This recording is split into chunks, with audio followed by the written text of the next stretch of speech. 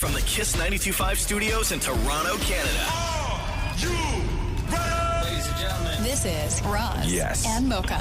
it's Roz and Mocha. What's going on? Hey guys, this is Bruno Mars. This is Selena Gomez. Chainsmokers. Lady Gaga. Calvin Harris. Celestia Cara. This is Ed Sheeran. You're listening to my boys Roz and Mocha. Roz and Mocha. My boys Roz and Mocha. The Roz and Mocha Show.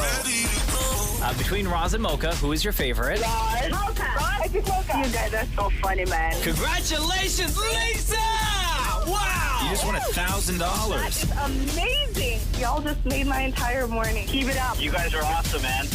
This is the Roz and Mocha Show podcast.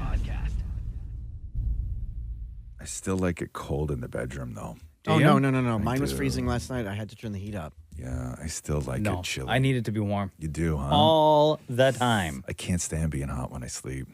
I like it. I like it. I like getting warm, right? Like, but I don't like going into a warm bedroom. Like if I go into a hotel and it's like set to some ungodly temperature, the first thing I do is turn the heat off. Really? First thing I do in a hotel room is I turn like the it heat comfortable in the room, but like in the bed? Yeah. gotta No, be because warm. that's what the blankets are for, right? Like I like getting warm. Like I love jumping into a cold bed. Do you? And then wrapping myself up and getting warm. You don't Need like a that. warm bed. Rub my legs together under there. I like to feel like a body would have maybe have been there before me. Like Like, I alive? You or like dead? that? I like the warmth of maybe there was somebody else here before me. You mean Like maybe? like a toilet seat? You like Yeah. that too? When you sit on a warm toilet seat? I no. do. I do like sitting on a you warm do? toilet No, seat. no, yeah. no, Like if no. I know Catherine was just in there going pee, I'll immediately go in right afterwards. Even if you don't have to go? Even if I don't have to go. Ah, Sometimes you I'll have to buy me something. sometimes I'll just sit like a nest and just enjoy the warmth. But no, I like getting warm in the bed. Like I curl my arms up and stuff. Sometimes when I lie down, like my when I lie in bed, when I first get into bed, this is how I lie down. Okay, because the bed's always a little bit chilly. So I lie on my back, right? So pretend you're lying on your back. I lie on my back. I put my legs all the way out, and I cross my feet at my ankles, nice and tight. Okay. Okay, and then I take both my arms. Yeah. And I go palm up. Yeah. And then I take both my hands and I slide them underneath my butt cheeks. So like coffin pose? No, that's on your chest. That's how I nap on the couch. Oh, okay. It's almost like you're doing a snow angel. Under my butt cheeks. Under your butt cheek. Yes. So I Oh lie. my God. Oh, so like really? you're going down a hill. Yeah. So I lie down and I lift up one cheek and I put my one hand under and then I lift up the other You're cheek. just straight like a pipe cleaner. Yes, just like a pipe cleaner. That's how I look like I'm being shot out of a cannon, right? You're doing luge Like, almost. Yes, I'm doing it's luge, and that's how I prefer to Why fall do you asleep. put your hands under your butt? Because it keeps them warm, warms me up. But everywhere else is cold. No, warms me up. That's the fastest way And to then warm you me never up. move, huh? No, When you I sleep? no, I woke that's up it. like that this morning. But your hands don't get numb? Your No, arms don't get numb? No, what are you, a big ass? Your butt no, doesn't get man. numb? No. What are you wearing? No. What do I mean? What am I wearing? Nothing. You know he sleeps naked. Even in the winter? Yeah, baby. Yeah, nothing. I Just hand on cheek. That's how I sleep. I hold my own ass. And I don't even think I have a great ass. I still hang on to it. I could be alone in this. Yeah. But I You usually what? whatever, I'll say it. No, Whatever. say it. Everyone, we're all cool, right? Yeah. Everyone's cool. Yeah, don't worry about it. we good. Nobody's listening. I usually put my left hand Yes. on my junk. Really? Like, hold on. Wait a second. You rested on it or you hold it? Oh my God. Like under your pajamas or on top? Or like you go, like, what do you mean? Like on? Yeah, Like you like, just like flat like- palm right on top? I'm like, I lay and I'm like this. Okay, hold on. Oh, so you claw it, right? And that's how I fall asleep most nights. Really? Now, Yeah. are you? What do you have on? Pajamas or something like that? Yeah, like shorts or Oh, something. you do. Oh, okay. So Put you're your hand not underneath? You're not skin No, to skin. no, right? no. No. But it's no. just like lately, it's just like comfortable. I just like It's- grab it. Yeah. Your wife want to cuddle with I you. that think you're the first person to find that feeling comforting. You know what I mean? know? Like that's been around for a long time. No, I know, Yeah, I men know. have discovered that I don't know if you know this, but there's other men in this world that find a hand down there to be very comforting. The Roz and Mocha Show podcast. You know, people are always saying like, "Oh, manifest it, manifest it." Manifest it. What does that mean? Like think about it? Yeah, if you wish it, it will come true. Oh yeah. Put on your vision board. Sure. You do that stuff? No, No? but Jack Harlow did. Who's Jack Harlow? Oh, Jack Harlow. Yeah, I got You you. had that song First Class? Yeah. The guy that I thought was a country artist forever. Correct. Yeah, I only found out recently that he wasn't a country singer, man. He really looks like one, if you ask me. Earlier this year, Jack Harlow released an album called Come Home, The Kids Miss You. Yeah, that sounds like a country album to me. And it's a great album, like one of my favorite this year. And one of the songs on there, it's called Dua Lipa, as in Dua Lipa, the singer that we all know. Dua Lipa, I'm trying to do more with her than do a feature. This is that guy, this is Jack Harlow singing right now? Jack Harlow, yeah. Come on. So basically, in this song, he's just like kind of talking about how he's got this biggest crush on Dua Lipa and he like wants to get with her, right? Wow, interesting. Just throw that right after on a track, huh? Right? And Brazen. According to Jack Harlow, before he put the song out or put the song on the album, he actually like FaceTime with Dua Lipa to just be like, hey, I have this song. The title is going to be Your Name. I just want to make sure that you're cool with it. And she was like, all right, whatever. I think she was dating like Trevor Noah at the time. Oh, excuse me. That's rude. So Dua Lipa is no longer dating Trevor Noah. Guess who Dua Lipa is allegedly dating right now? No, come on now. Jack Harlow. That's how you do it. You think the song caused the breakup? I don't think so. I do. I don't know. You do I don't that and know. no, that's what happens. But she was performing on Friday in New York. Yeah. Jack Harlow, wherever it was, he was in the world, wherever he was, he flies to New York to go meet up with her. They're hanging out. They do dinner, getting close. So allegedly, the new couple is Dua Lipa and Jack Harlow. This is like expert level play where, you know, a guy would be like, yo, I wrote a song about you. You know what I mean? To try and get with a girl, like you're in high school. I brought my guitar. What are you doing on lunch? I want to play for you. You know, like this is that, but just like at expert level, right? Like this is the extreme version. Manifested it. This is the extreme version of I wrote a song about you. Shem, you need to do a song about Martha Stewart. Oh, listen, don't get me started. I'll come in here tomorrow with the song about Martha Stewart. Okay, well, guess what we're doing? Sorry, guess what we're doing in 24 hours? We just manifested this. We just manifested it. We just manifested it. Get to work, sir. Tomorrow on the Roz and Mocha Show, Martha Stewart song. And not a some and not like I need it from the heart, right? You know, this can't be, you know. Yeah. I apologize for putting that on your plate. I'll work on it. What rhymes with Martha? That's a tough one. Well, that's not my problem. That sounds like a Shem problem to me. Bartha, Fartha. Yeah. Oh, yeah. You know what? Jartha. You know what really turns a woman on? When you call her Fartha. The Roz and Mocha Show Podcast. So we were talking about manifesting yesterday and whether or not Jack Harlow manifested his now rumored relationship with Dua Lipa, because Dua Lipa was with Trevor Noah and then they split and then she went off and was with Anwar Hadid. But now the reports are from a lot of people that Dua Lipa is in fact now dating Jack Harlow because he wrote a song about it. He put the lyric in the track, right? He had a song on his album that he released back in May actually called Dua Lipa. Dua Lipa, I'm trying to do more with her than do a feature. I check the web, they are chewing me up. And that's such a great play, right? Yeah. Like, why not? Why not? Of course that works. Everybody tried that. Even back in the day, kids with no talent, you'd walk up to a girl and be like, I wrote a song about you. Yeah. Wrote a song for you. And it's great. So, yeah, there's a lot of reports now that Dua Lipa is dating Jack Harlow, and they're, quote, both excited to see where things go next. And then it came up, Damnit Maurie had mentioned, well, listen, Shem, you should write a song about Martha Stewart. Because Shem's been pining for Martha Stewart for a very long time. And I'm sure at the time when Jack Harlow wrote Dua Lipa seemed, you know, out of either his league or out of his reach or otherwise She was already in a relationship. spoken for, whatever totally. it was, right? So you don't know. You shoot your shot. You write a song. It's about manifesting. So, Shem, we had said that you had 24 hours to come up with your Martha Stewart track to manifest something beautiful between you and the domestic goddess. What have you prepared today? I am ready. You are? For Miss Martha. Okay. This is simply called Martha, Let Me Love You. Oh. Okay. Excuse me. Yo, and Shem licking them lips already. I know. Do you need chapstick before we start? You know what? I think I do. Hold Yeah. on. Yeah. Don't worry, we got you. That is a big It's like a glue stick. chapstick. I know. Yeah, it really does look like a glue stick. Okay. It looks Is that like the Palmer's it's- one, the cocoa butter one? You know it. By the way, Shem uses a chapstick the size of like a policeman's flashlight. That's the biggest chapstick I've ever seen, man. Got big lips, man. It's like the size of a corn on the cob. All right, Shem, you ready? I'm ready. Okay. Yeah. It's for you, Martha. I love the way you bake, girl. Yeah. All right, you guys ready for this? Yeah. All right, Martha, here we go. Yeah.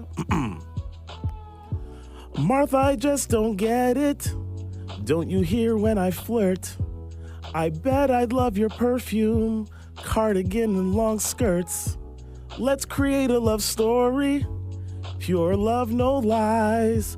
Old as you are, damn girl, you are so damn fly. I don't even care that you're 82. Martha, my heart, it beats for you. Teach me how to bake things for you. Then at night, I'll treat you right. Insider trading don't mean a thing. This is real love, girl, not a fling. You got my heart, I just wanna show you you are.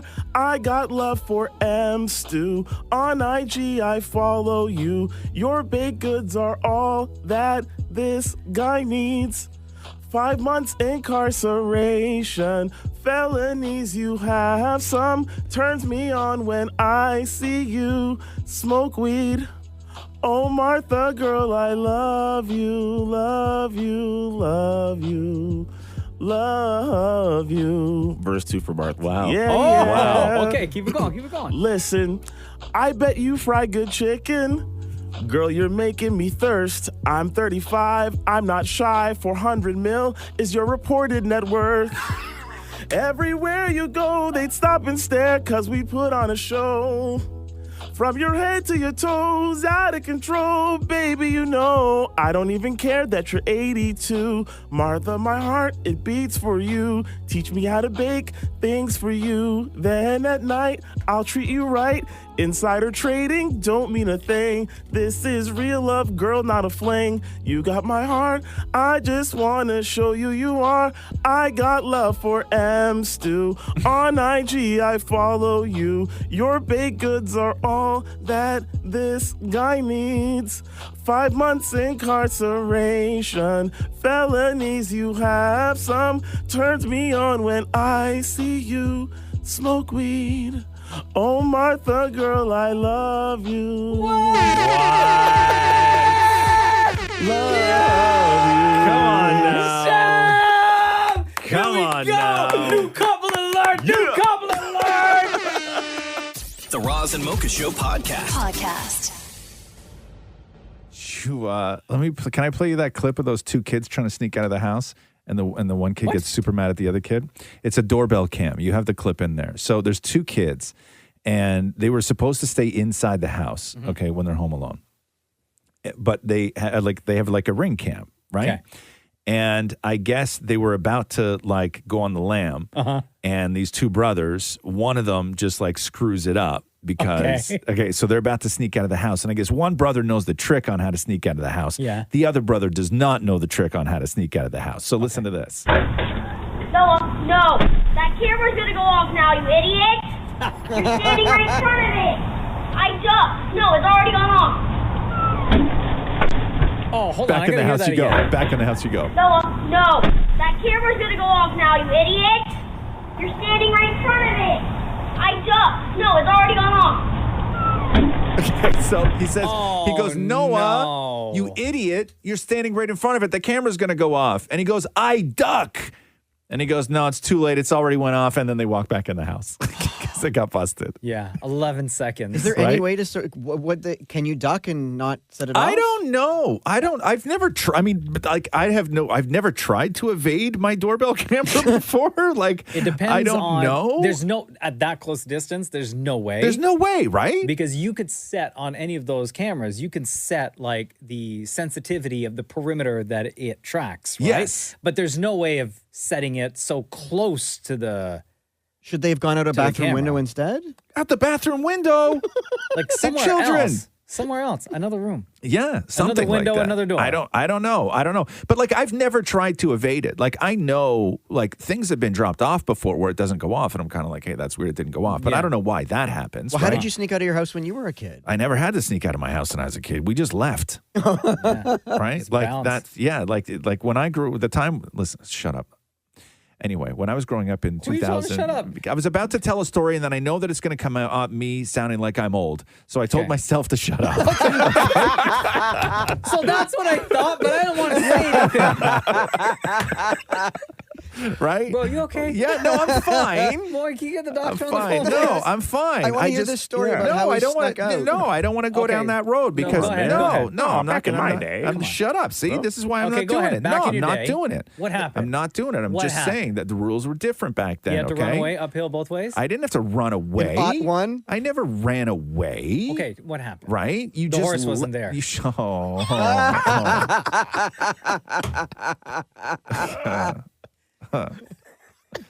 right? You know what I mean? Like so mean, right? So mean. You telegraphed home? Yeah, it's so mean. Like, Okay, it's no, for real, what happened? Nothing happened. I was fine. I was a great kid. I never left the house once. Nothing. Don't even worry about it. All right. Every morning, I'd wrap my belt around all my school books and I'd walk to school. It's uphill both ways. The Roz and Mocha Show podcast. Podcast. I went to a place, right? Remember when I had to get my oil In changed? public? Remember when I had to You? get my? No, I didn't leave the car though. Oh, I got to sit. perfect. Right? It's Just how you like it. Yeah, it's like going to the drive-in.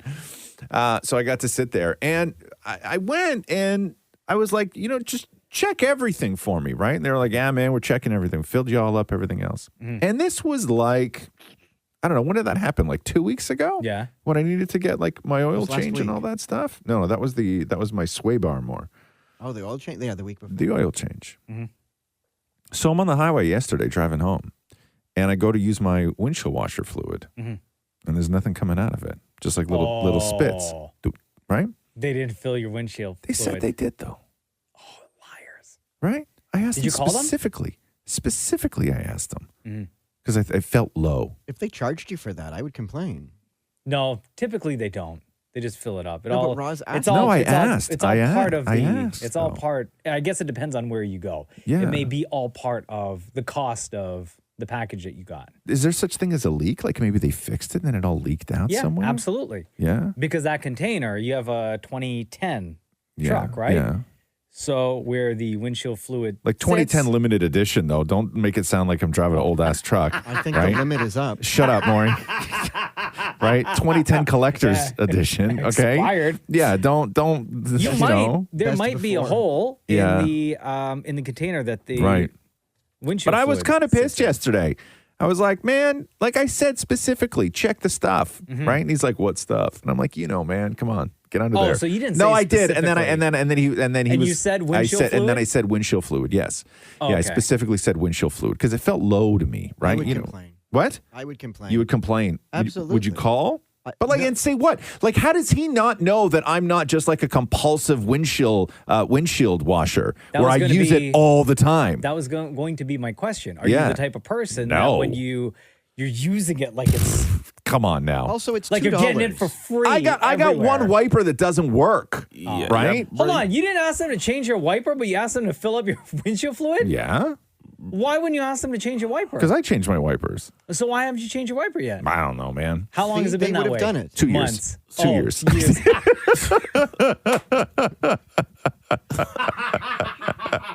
Bro, that's like a quick trip to Canadian Tire. Yeah, I you know. can do that yourself in the I know. parking lot. I Also, know, but- washer fluid's $2. Yeah, No, it's bro. not. Get it. I Yeah, just it is. found out, man. Like, get off my back, okay? I'm not like avoiding putting washer fluid in, but I will say this: driving into work this morning was really difficult. Yeah. Because I was behind a truck yesterday, Oh, and it really no. messed with my windshield. And then I made the mistake of putting the wipers on, which looked like somebody just poured like a latte all over my. Yeah, so it's not good. Smeared. But do I complain?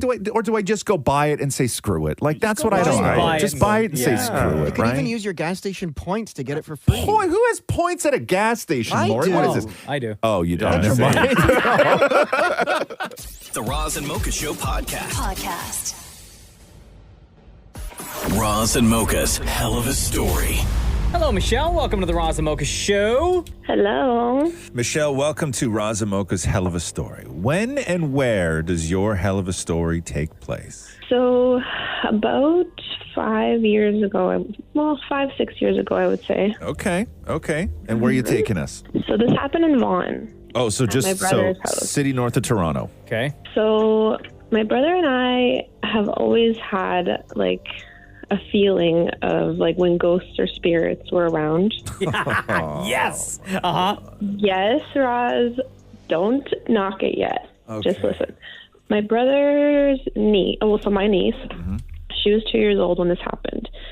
And I had to go to a work event beside my brother's house. So I was sleeping over there. And we're just sitting at the table, having dinner. And my niece turns to my brother and says, "Papa, you're in danger." And she's 2 years old. So we're like, I told her, I'm like, "That's not very nice. Why are you saying that?" And she looked over the corner of her eye and she said, "I don't like the stranger." Ooh. We were just looking at her like, okay. And she never liked to go to the bathroom in the front of the house. So she'd always ask me to go bring her.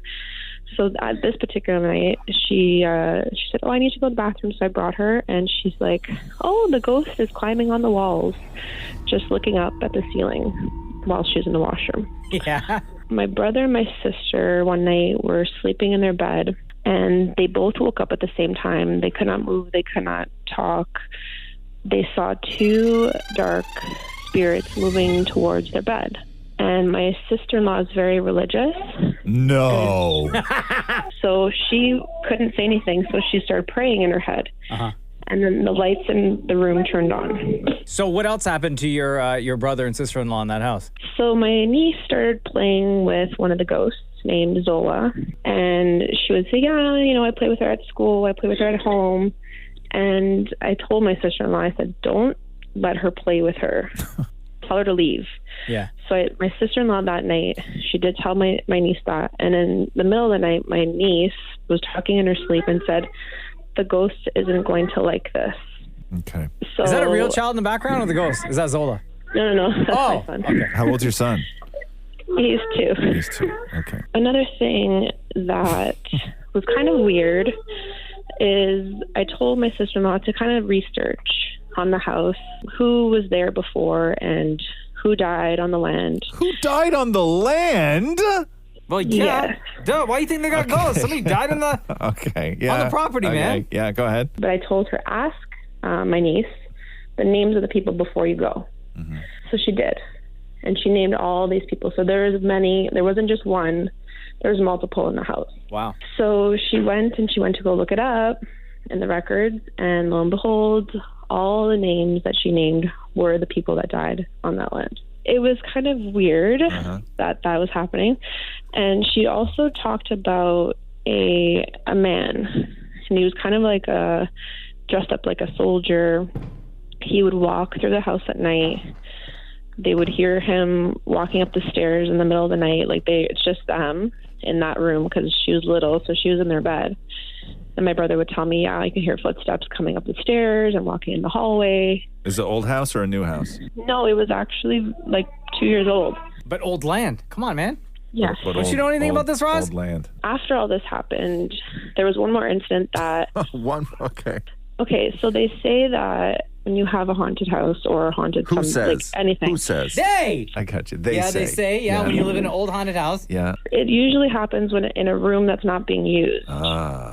Yeah. So there was an office upstairs that they didn't use much, and that room was infested with black flies out of nowhere. Like, it wasn't even like they left food in the room or anything. They just never used that room, and then suddenly all these black flies turned up. So my brother and my sister-in-law went to the priest and the deacon, and they got him to come to bless the house. How much did they pay the priest to come over? Donation. It's called the donation to the church. Donation. Sorry. Okay. Yeah. Right. I know you're like trying to think, how can I not believe this story? Well, right no, now? I'm in awe of the full, incredibly detailed sentences that came out of a 2-year-old's mouth. First of all, right. That's rare.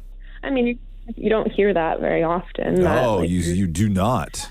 You do Right, not from a so- 2-year-old. You don't hear sentences like that. No. I mean, we're listening to a 2-year-old in the background now. Like, that's how 2-year-olds talk, Yeah. right? Like, the 2-year-old you're quoting doesn't sound like any 2-year-old I've heard. Right. Okay. So is the house okay now, Michelle? So nothing has happened recently. No. I've never slept over like in a long time. Yeah. But like obviously like I still have my gifts and I still can feel and when there is spirits around. But you have, okay, when you say, I don't understand what you're saying though. So you have a gift to know when spirits are around, but you have absolutely, but when we say like, what is it? It's nothing though. You get a feeling that somebody's looking at you? So I can see them, I can feel them. Sometimes it's just a feeling. Sometimes it's just like a presence kind of feeling. Gotcha. You know who's so pissed off at me right now? Who? My fiance, Catherine. Oh, why? Oh, my God. You guys would be best friends, the two of you. Best friends. Wow. What did you say? You'd sit and talk Michelle, all night. thank you for joining us. Those are some hell of a stories that you told on the Roz and Mocha show today. Yes. Okay. All right, girl. You have a good day. You too. Tell your sister to stop filling her kids' heads with nonsense, would you? We all know where this came from. We all know where this came from. She didn't even believe in it. She didn't believe in it either. Please. Until I told her to go to the library to go check it out. Yeah, so. to find out who died on the land. Listen, man, it's old land. Yeah. Love you, Michelle. Take care. Okay, ciao. Bye. The Roz and Mocha Show Podcast. Dating Rap 2022. The trend continues on TikTok, and some of the results are awesome. And I'm so glad that people feel comfortable sharing this with everyone else, right? The videos are great. So it's just like what Spotify does, where they give you your full breakdown of everything you listen to over the year. But women have started putting these brilliant PowerPoints together, recalling their dating life over the last year, like how many dates they went on, whether they lasted, how many people got second dates, where they went, why they broke up, if they got ghosted. Like, it's amazing. Yeah, and we have some more to share. Let's start with Amber. So welcome to my 2022 Dating Wrapped. If there's one thing about me, I love a PowerPoint and apparently a first date because I went on 18 this year. Where did I meet these men? I met one in the wild. We kissed at a bar on New Year's Eve and things really went downhill from there. Tinder and Hinge split pretty evenly. One from Facebook dating. I 1000% would not recommend that. I would rather ask my father to buy me lingerie than to get back on Facebook dating. How many dates did we go on? Most of these men only made it 1 or 2.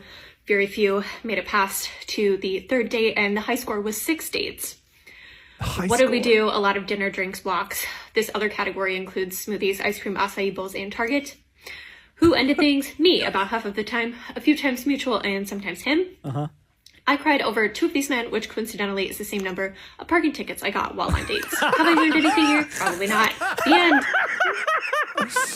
So good. I love the term meeting in the wild. Yeah, totally. Like not on an app or on anything. I got another one to play for you. This one is Kia. I had 13 first dates this year. I feel like that's not a bad number. It's like averaging 1 date a month. And then I was like in a situationship this year, so I feel like it's kind of a low number. 7 of them took me to dinner, which is nice, but honestly, I'm not a big fan of dinner on the first date. I actually think it's really weird to like eat in front of somebody that I just met. And then 1 took me to bowling and 1 took me to arcade, which I love doing activities in general, so they got brownie points for that.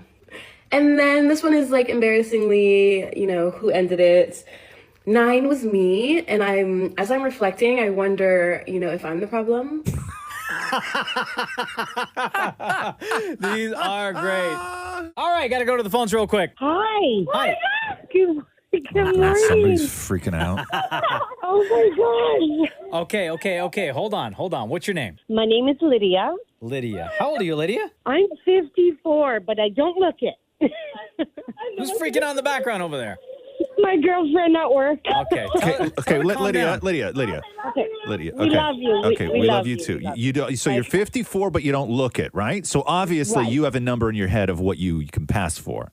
Yeah. What can you pass for? 43, 44. Oh, there we go. There you go. All right. Not bad. Not bad. So you, Lydia, said you went on 4 dates since September, and all 4 of them confessed to you that they're married. What? Exactly. So what I need to know, what we need to find out is at what point Did they confess to you that they were married? Was this on the first date? Was this after a few dates? It was right on the first date.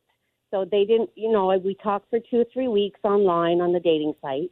And then we go out for coffee. I usually do coffee dates. Mm-hmm. And we're sitting having a coffee, and they'll say, well, I do have to tell you something. I'm like, oh, okay, here we go. And all of them said they were in a relationship. Wow. And trying to tell me that they sleep in different rooms, which I do not All the lines. want. All the lines. Yes. It's out of convenience. It's, we live together, but we're not really a couple. Like all of that. Oh my Exactly. God. And All what of do you them. say at that point when they give you those lines? Or they say, I'm in a relationship or I'm married? I just tell them right off the bat that I'm not interested. Yeah. Because we can't be together. We can't go out late. We can't go out dancing. I'm a salsa dancer. And how old are these guys? Around your age? Yes, 45 to 55. Okay. And no red flags whatsoever in the weeks leading up to that first date, like in your text convos? No, and even online they say they're single. Oh, dang. Yes. So how do you even trust anyone that you talk to online now? It's so hard. It really is. So what are you looking for? What kind of guy are you looking for?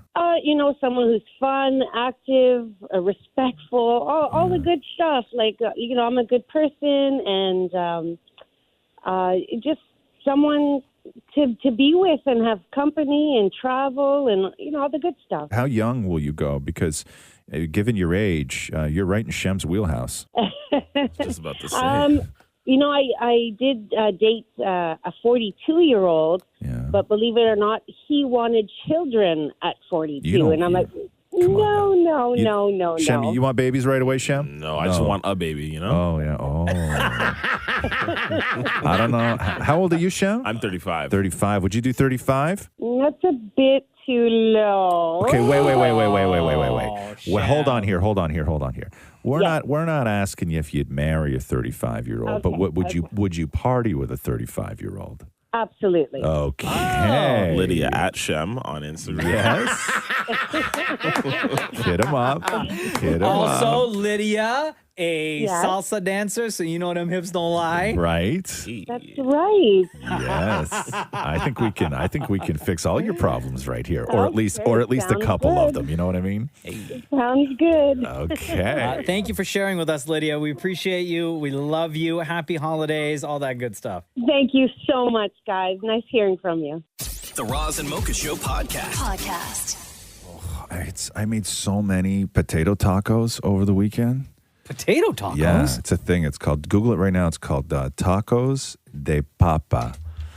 Google it right now. So you take a corn tortilla. They get like a good soft corn tortilla, and you make mashed potatoes, and then you warm up your tortilla just a little bit so you can fold it around. You stuff it with mashed potatoes, and then you fold it in half like a little pocket, and then you drop it in a little pan of oil, and you crust up the outside of the potato or of the tortilla, and then you can put other stuff in it. Like I put steak and stuff in it too. I was just going to ask, where's the meat at? Yeah, I put some steak in it. Could you use French fries for what? instead of the mashed potato? No, why would I do that? He just finished saying he used mashed I used potatoes. mashed so- potatoes. No, but I'm just wondering if you had French fries, if you could. But that's not what we're talking. It's a whole different thing. Had he used French fries, he I would have would've said, I said made it. tacos and I used French fries in it. inside.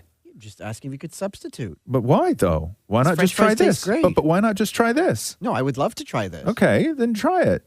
Make it. It's delicious, man. Like I never thought that I would like a potato taco, but let me tell you, a potato taco is where it's at. You looking at this, Shem? No, man, can you just bring some of this in? Bro. Like, It was Yeah, I so can't talk good. about it. Be about so it. good, but it was so. I had too many.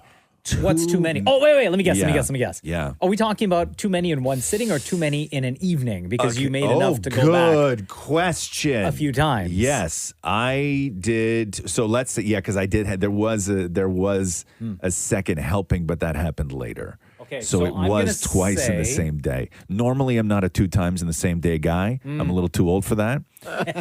Shut up. Shut up. Can't relate. That's You a you shut up, all of you. Okay. Normally I don't like to eat things twice in the same day. I'll always make something different. So I'm going to say, any sides? I had chips and salsa. Okay. Yeah, so I'm gonna with say melted cheese, like a good white cheese melted, full of jalapenos and stuff like that. So I'm going to say your first sitting you had 6. Yeah. And then when you went back later, you had an additional 4 for a total of 10. No, it was 5 and 3. Oh. But okay. So I'm thinking, right? Like when you're making them, like normally if I put mashed potatoes on my plate, right? I don't do a lot of mashed potato because I make them very rich. I put a ton of butter in them and a ton of heavy cream. So you don't create a mountain. So I don't create a mountain because they're so rich. So even when I make mashed potatoes, I only do a little bit on my plate. But like I had the equivalent in these tacos of like 3 or 4 servings of mashed potatoes that I would normally eat. Right. And it was a lot of potatoes. And like that, like I still feel it. This was Friday I made this. And Saturday. I'm still feeling it right now. Still heavy. Still heavy. Okay. After still the first heavy. time you have that plate of 5 of the deep fried tacos with potato, mashed potato, plus everything, all the other fiats. All the cheese on it. Right? Yeah. With the chips and salsa. Yeah. Did you pass out? Did I pass out? No, I didn't I would have passed out. Okay. But I wasn't in a situation where I could pass out. Are there leftovers that you're having tonight? No, because I made them with leftovers, right? The mashed potatoes were, so that's the great thing. What are you having tonight? Realistically, I'm probably going to Wouldn't it just be water? It should be. Yeah. Realistically. You flush out that system. Yes. What I should have tonight is a goddamn good look in the mirror is what I should have tonight. The Roz and Mocha Show podcast. Hello, Teresa. It's Roz and Mocha. Hi, how are you? Doing good. How are you? I'm great, thank you. Super excited to talk to you. We want to share with everyone listening right now the text that you sent in to us. Teresa writes this: super big fan of the Roz and Mocha Show. I'm a new teacher working in a high school. Each morning, my first period class listens to the show. It's such a nice way to start the day. Our favorite is Let's Do the News. If I can't get the station directly, we go right to the source on the podcast. Personally, I love the Damnits and their recaps of The House of the Dragon. That was hilarious. So, Teresa, new teacher, like how new are we talking? Like this school year? I just graduated. Yeah, I just graduated from my master's program, and I was able to get a job right off the bat. So I'm super lucky. Yeah. Yeah, and I have amazing students. I have 3 classes, and they're just wonderful. And it's always a nice way to find something to bring us all together in the morning, especially because it's the real first year of coming back after COVID. So just finding a welcoming way. And I always listen to you guys when I'm on my way to work, even before. So I thought, you know what, let's give it a try. Let's see if the kids like it. And they do. They love it. We can laugh together. And it's a great way to start the course and start the class each day. You sound super young. How old are you? 25. Okay. And how old are the kids that you're teaching? They range from grade 10 to grade 11. That's the courses weird? I have. Like, so how old are you in grade 11? Like 16 years old? Yeah, 16, 17 sometimes, yeah. So when you're less than 10 years older than the kids that you're teaching, is that a little odd, a little bit weird? Or do they find it weird at all? Or do they find it like a little bit more comforting knowing that there's someone closer to their age that they're being taught by? I think that there's an initial shock value when they see me. But that being said, they're extremely respectful, and I'm also very direct. So if there are any challenges, we go head at it. We don't deal with it in the background. We'll address the issues that come forth. And the students they're amazing. They're so sweet. They're kind. They're welcoming. And I always say, it's the person. It doesn't matter about the age, because when I was growing up in high school, my favorite teacher was like the oldest man in the building. So I don't know if age really matters. But the kids they're super respectful of the situation. And I think that they enjoy just being back in the classroom. What's the environment like in high school now when it comes to cheating? Because I often wonder, wonder the way technology is now, just the sort of the evolution of cheating must be incredibly difficult to spot. That's one thing that I can put in my back pocket, that because I'm young, I know all the tricks of the trade still. Gotcha. Have you caught anyone this year so far? Of course. They want to trial it. They want to see what they can get away with. But it is what it is. We address it. And the biggest thing, too, is just teaching them about what plagiarism is, because it's important to, get that out of the way now, because if we go into university or college program and you do that, the consequences are much more severe. So I just bring this up with the students and they kind of have an idea of what's going on. But yeah, because I'm young, I know the tricks of the trade still. So I think that gives me an extra helpful hand. But yeah, it happens. It's not a surprise. I saw a video the other day on Instagram where it was somebody at their desk, right? And on their desk, they had a pencil case, right? And the pencil case was open. It was sitting on their desk and the pencil case was open. And if you could see inside the pencil case, there was just a bunch of pencils in there, right?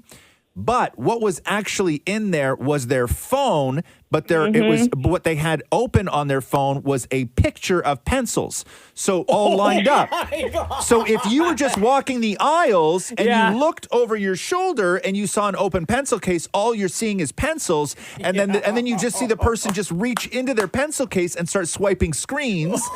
Right? Like they're rooting around for a new pencil, and then they would swipe it back to the pencil picture. Wow. So, Teresa, what kind of things have you caught your students doing? Eraser, the thing that goes around the eraser. Sometimes they'll write notes on it and then they'll fold it on and off of it. Oh my God. I've also seen the phone, and sometimes they think they just want to test the water. Yeah. So they'll see what they can get away with. But for most of my students, they've been absolutely wonderful. And I've set the ground rules for our classroom, and I've told them, if I catch you, you get a 0. So it is what it is. Back in the day, do you remember on test day? I don't know if it was like this in your school, Mocha, growing up, but on test day, like during exams, right, you would always see an influx of girls wearing skirts to school. Yeah. Oh, because they would write the answers on their thighs? On the thigh, and just sort of 100%. It was skirt day. Yeah. When chemistry finals happened, skirt day. Oh, man. Teresa. Oh, it was so wonderful finally getting to talk to you. Thank you for listening to the Roz and Mocha Show. Thank you for sharing the show with your students. Big shout out to all the kids listening. Yeah. Good luck. No cheating, please. You have a good teacher. That's with you every single day, and she's working her ass off to get you all right for life. Hey, Teresa, do you want a $250 gift card to Metro? Oh my God, that would be amazing. Thank you. I could definitely use that to buy treats for the kids. We have Metro gift cards all week. Love Metro. All their holiday stuff is in there right now, and they have you covered. $250.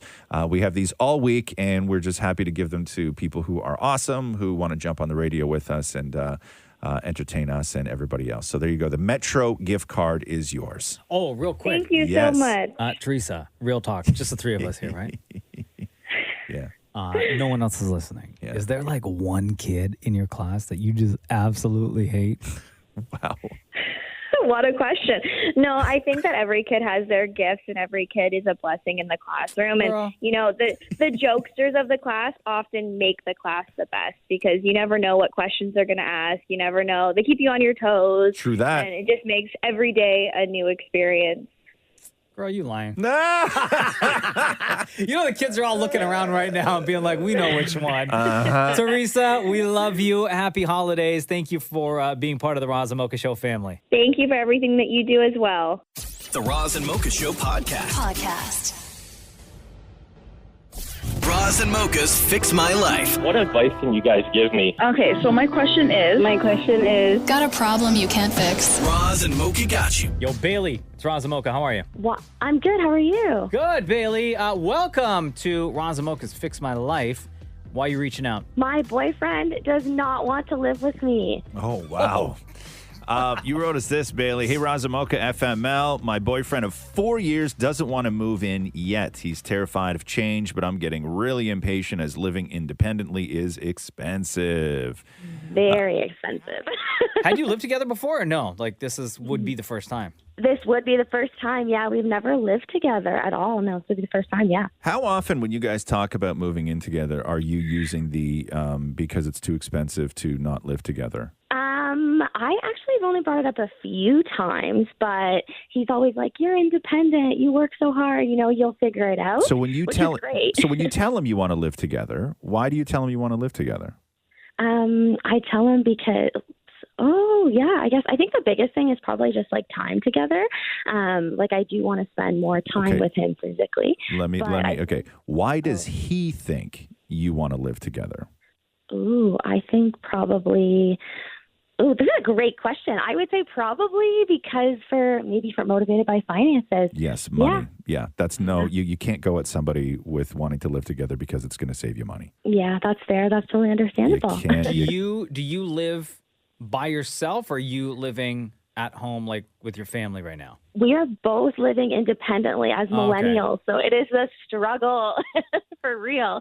So I know it consistently comes up in the conversations because I think for a lot of millennials that is the conversation of like, how are we going to make this work, right? Past the 30 mark, right? Of like, how are we going to have a house, that kind of stuff. But I think you're right because finances aren't everything in a relationship. I just don't think you can lead with it. I don't think that is any reason that even if you are wildly in love everything else, I'm getting the sense that he thinks the reason you want him to move in is because it's going to save money, which is no, it's not motivating for anyone. It wouldn't be motivating for you. No, definitely not. Not at all. You don't want to hear him say, "Hey, why don't you move in?" And you're like, "Oh my God, that'd be great." And he looks at you and goes, "Yeah, God, we'd save a ton of money." You know what I mean? Like you want to hear, "I love you. I want to spend more time with you. I think that we got a future together." All this stuff, right? Absolutely, yeah. Which we talk about, but I think I'm not going to lie. With the cost of everything, it comes up in conversation. I'm sure it does for everybody this time of year. But I wonder, Bailey, and I don't know if you guys have talked about this or not. If some of his apprehension is he likes having his own space. Yeah. That's totally true as well. Right. And then like the thought of like sharing a space with someone, even if it is somebody that he's committed to, somebody that he loves, kind of scares him a little bit because then he doesn't have that space anymore. Like what's his is his right now. Like, I don't know. I'm just speculating. No, that's understandable. That's fair. Yeah. And I think that individual space is really important. And especially I think too, like for a lot of people, especially after the pandemic, we all spent so much time alone, right? So we're comfortable and used to it. So that's totally understandable. Yeah. And change is hard. Now, when you talk about living together, are you talking about him moving in with you or you moving in with him? So we've actually decided, I think that it would be best for us to find something together so we can create the space together. Yeah, agreed. That's what you need. Agreed. I think that's the best way to do it. Yeah. And then that way it's like in between his work and my work and nobody has to sacrifice anything. Yeah. That's the big thing is nobody should have to give up either of our lives or responsibilities for this to work. Yeah. I think Roz is right, though. I think you have to go at the conversation talking about your relationship as opposed to the finances. Yeah, that's totally and how you can valid, grow yeah. as a couple, right? Yeah, that's understandable. Yeah, that's totally fair. I think that's you guys have fixed my life. There you go. That was easy. Yeah, that was pretty. That's a lot. But yeah, one of the easier ones. I think as far as a motivator goes, because he, you want to be if you love the guy enough that you want to live together, right? Then you have a conversation about the future, and this is sort of like step 2 or 3, and in a multi-year, hopefully wonderful plan that you guys are going to live together. You don't want to just make it all about the money because what does that mean for you guys? And it puts a lot of pressure because he doesn't want you to just think that he's there because you're relying on him financially, or vice versa, right? Nobody wants to feel that way. You want to feel like you come home to a house that's full of love, right? Absolutely, yeah, 100%. Yeah, I gotta create that love. Yeah. Does that help, Bailey? It's very helpful. Thank you very much for making my Tuesday. You got it. Have a wonderful day. Take care. Love you you. too. Thank you. Okay. Bye. Roz and Mocha's Fix My Life on Kiss. I forgot about Michael Jackson's relationship with the Sega company. Because remember when he did the Moonwalker? Right? No. That was a whole thing. And he did music for, I think, one of the Sonic the Hedgehog games as well. Really? He had this big relationship. Did not know. But there was, for Sega World, which I don't even know, I guess it was like a theme park that they had at one time or were building. There was a game, an interactive game that people could go and play at Sega World that was sort of live action, but also a shooter. And it was called Scramble Training. And Michael Jackson, in a suit, sitting in like a space chair, was your scramble training instructor. And the Like game, Men in Black style? Yeah, and the game was never like released. I don't think anybody had ever played it. And all the Michael Jackson parts were thought to be long lost, just gone. Mm-hmm. But somebody found a copy of them at like a trunk sale in the UK. Just like all the video of Michael Jackson doing all his parts. Oh. So listen to this. This is, imagine playing this video game. Okay. Like I love Michael Jackson. Listen, we all love Michael Jackson and everything else. Sure. Michael Jackson could command 1 million people standing on stage. Yes. Michael Jackson commanding you as a starfighter with that voice. Take a listen. This is A Shuttle calling AS1. Report status. Oh my God. This is AS1. All crew on board. Roger. Welcome everyone to Scramble Training. I am Commander Jackson. By completing this training successfully, you will be qualified for the space pilot's license. Okay. Please hold firmly to the handles in front of you. AS1, commence loading sequence. Loading sequence start. I'm like, yo, Doc, I'm not listening to you. There's so much more. There's so I'm much going to more. get training from you. T-minus 5 seconds to ignition. 4, 3, 2, 1. Ignite. What? All engines, emergency shutdown. Engage air brakes. We're not going to make it. Watch out! That was close. Is everybody all right? Yeah, we're good. I'm opening the escape hatches, so please evacuate in an orderly fashion. Okay. Unfortunately, you did not qualify for the space pilot's license. Aw. Come back again soon for another challenge. Goodbye. Deuces, dog. I'm out. I'm not coming back. Not if you're training me. I'm sort of on the fence as to whether they paid, because Jackson was weird, right? Like he just did weird stuff. Like they either paid Michael Jackson an atrocious amount of money to do that, or he did it for free. Like I don't think it was a moderate amount of money. I think they either they were like up in the millions of dollars, or literally Michael Jackson sat there and did the whole thing for no money. I'm going to say Michael Jackson did it for no money. I agree with you. Because he would have been into this. Like, oh, this is fun. Yeah. And kids are going to love it. Yeah. And I want to make people happy. Yeah. Yeah. But anyway, so that is scramble training. Oh, no. Everything went horribly wrong. Get to the escape pods. Not enough panic in your voice. Play the last clip. Play the last clip. Whoa! Touchdown! Engage air brakes. You have earned your space pilot's license. Oh, finally! Congratulations, pilots. And please come again soon. Goodbye. All right. Thanks, MJ. Thanks, man. You're a real one. Where'd you get your training from? Michael Jackson? The Roz and Mocha Show podcast. Shem, you are very lucky, sir, that you're not in this room right now. That you're working in another studio. Why? I'm not going to lie, guys. Yeah. It's kind of getting a little stinky in here. Yeah. Oh, it is? Yeah. It's getting a little stinky in here. Yeah. And the reason why. So, a couple of weeks ago, Roz, you said on the show, like, one of your favorite snacks. What is it? The Dick's sausages. Not Dick's. Dukes. Dick's. What's the matter with you? Duke's sausages, right? Your favorite flavor. What was it? Yeah, hot and spicy. Hot and spicy. You couldn't find it anymore. Smoked shorties. Right. So I get all my stuff at Metro, right? And they just stopped carrying them, like, straight up. And then I wrote Duke's, the people, and I was like, yo, I can't find your hot and spicy shorties anymore.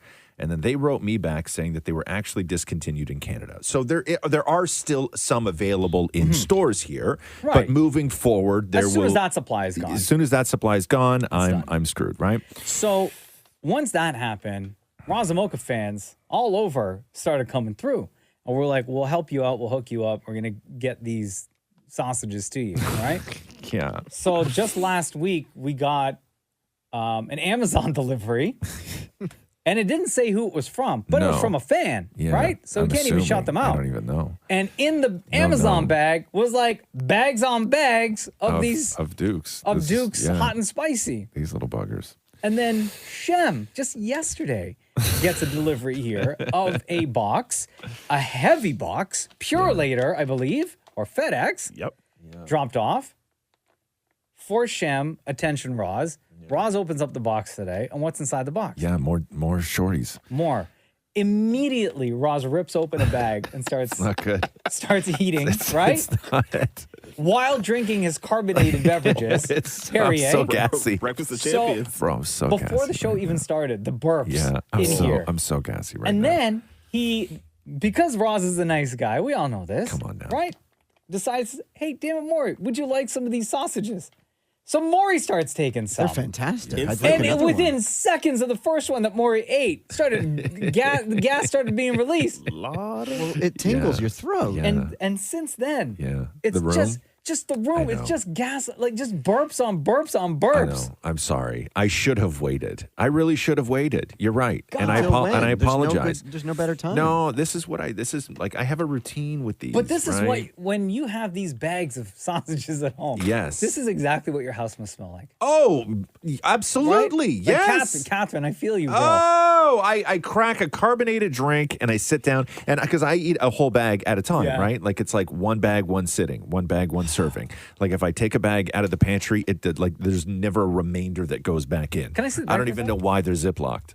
That's from Roz Mocha fan Cindy, by the way. Is it? Cindy. Yeah. Okay. Yeah. Does your daughter appreciate these? No. I don't even know what these smell like. No. Try one. Well, didn't the burps tell you? Try one. Oh! Wait, that bag was full. That is a strong Try one. smell. Try one. Are you a meat stick fan though? Yeah, of course. Yeah. Hold on, let me see. Yeah. Because I always like to look at nutritional Yeah, facts. sure. Go ahead. Yeah. 6 servings per container. And then I was complaining that I couldn't get these anymore. And then I don't know, the people at Slim Jim sent me like a 40-pound box of just all Slim Jims. For you to snap into. I know everybody wants me to everybody's worried about my salt intake. God, bro, you want to talk I salt? got like 200 Slim Jims at home now that I don't know what I'm going to do with. Yo, the sodium on this just Yeah. for 2 of the sausage links? Yeah. What is it? The 390 Okay. That seems low. milligram. No, that's a lot. I've dude. seen higher. For two. Two? And this is a bag. Oh, this is a okay. serving of 6 in here, man. What about for 12? Because I think that's what I've had. No. Yeah, Roz, try buddy. one. Try one. Try one. Come on. If you're gonna complain about how much we smell, you might as well at least try one. Yeah. What? There's 2 left. Can I have the other one? No, Maury. There's 2 left. 2. Oh, God. It really does smell hot and spicy. Yeah, they're good. It's a good meat stick. Like if you're a fan of meat sticks, which I am, I'm a huge fan of meat sticks. It's a good meat stick. Right? Oh, the spice kicks in. pretty quick. Right? Not gonna lie. Thank you. Wow, it's going to stink even more now. Thank you. Sold. Yeah, Guys. now here, have a Perrier. No. The Roz and Mocha Show podcast. Podcast. Roz and Mocha's Fix My Life. What advice can you guys give me? Okay, so my question is. Got a problem you can't fix? Roz and Mocha got you. Jake. It's Roz and Mocha. Hi, how are you? Good, buddy. going on, oh, man? 3 seconds in, you already sound stressed out. What's up? Just need advice on how to stay positive and be more optimistic in life. How to stay positive and be more optimistic. He wrote us this. Hey, Roz and Mocha, fix my life. Between a newborn baby, rebuilding our home from the ground up, which the costs have risen exponentially, and juggling through a full-time job, all at the same time, there is no breathing room for both myself and my wife, and these are taking a great emotional toll on us. How can I stay more focused and motivated to get through all of this now that I'm a new dad while providing the support my baby and my wife need? Damn. So you guys are obviously not living at the home that's being renovated. That's right, and we've actually moved 4 times this year. Yeah, that's a lot. Wow, that is nuts. With the newborn, or within that time, your wife was still pregnant and then she had the baby. Yeah, we moved 3 times while she was pregnant, and then we moved once after she was born. But there's an end in sight to all of this, right? I mean, we saw the end about 6 months ago with the house, but with COVID and everything, costs have gone up.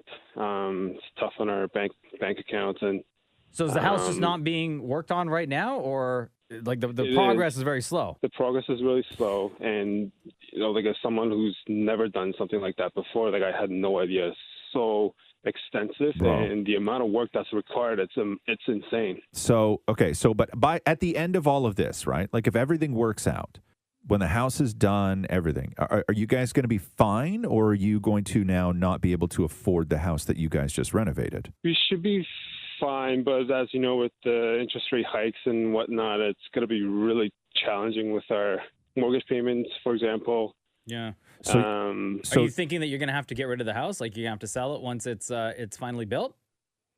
I mean, I don't think we have to resort to that, but like if things continue the way they are, then that is an option, which is unfortunate.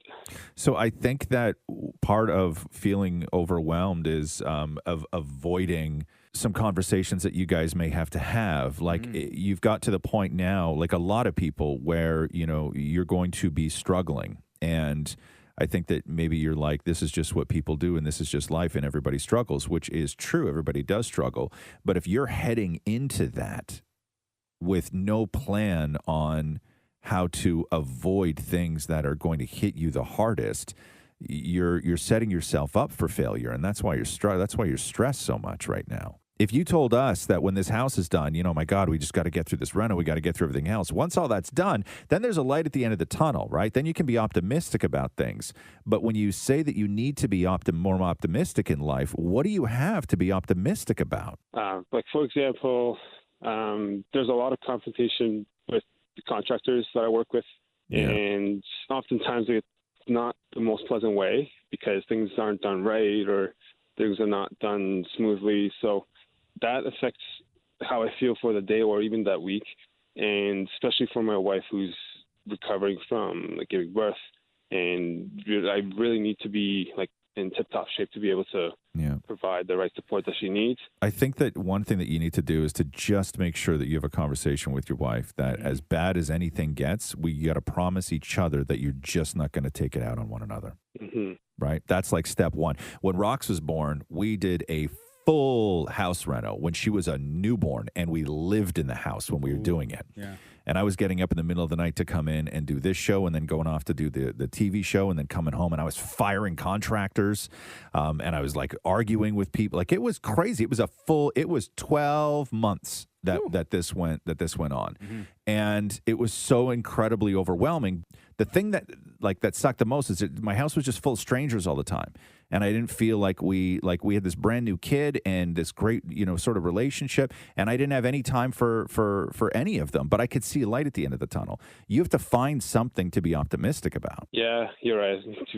What are the conversations that you're having with your wife? Like, what does she say about all of this? I mean, I try to get her not as involved anymore because she's already busy as it is, but she's also stressed because we were supposed to move in this year summer, but we're still not moved in, and it looks like it's going to be early next year. Yeah.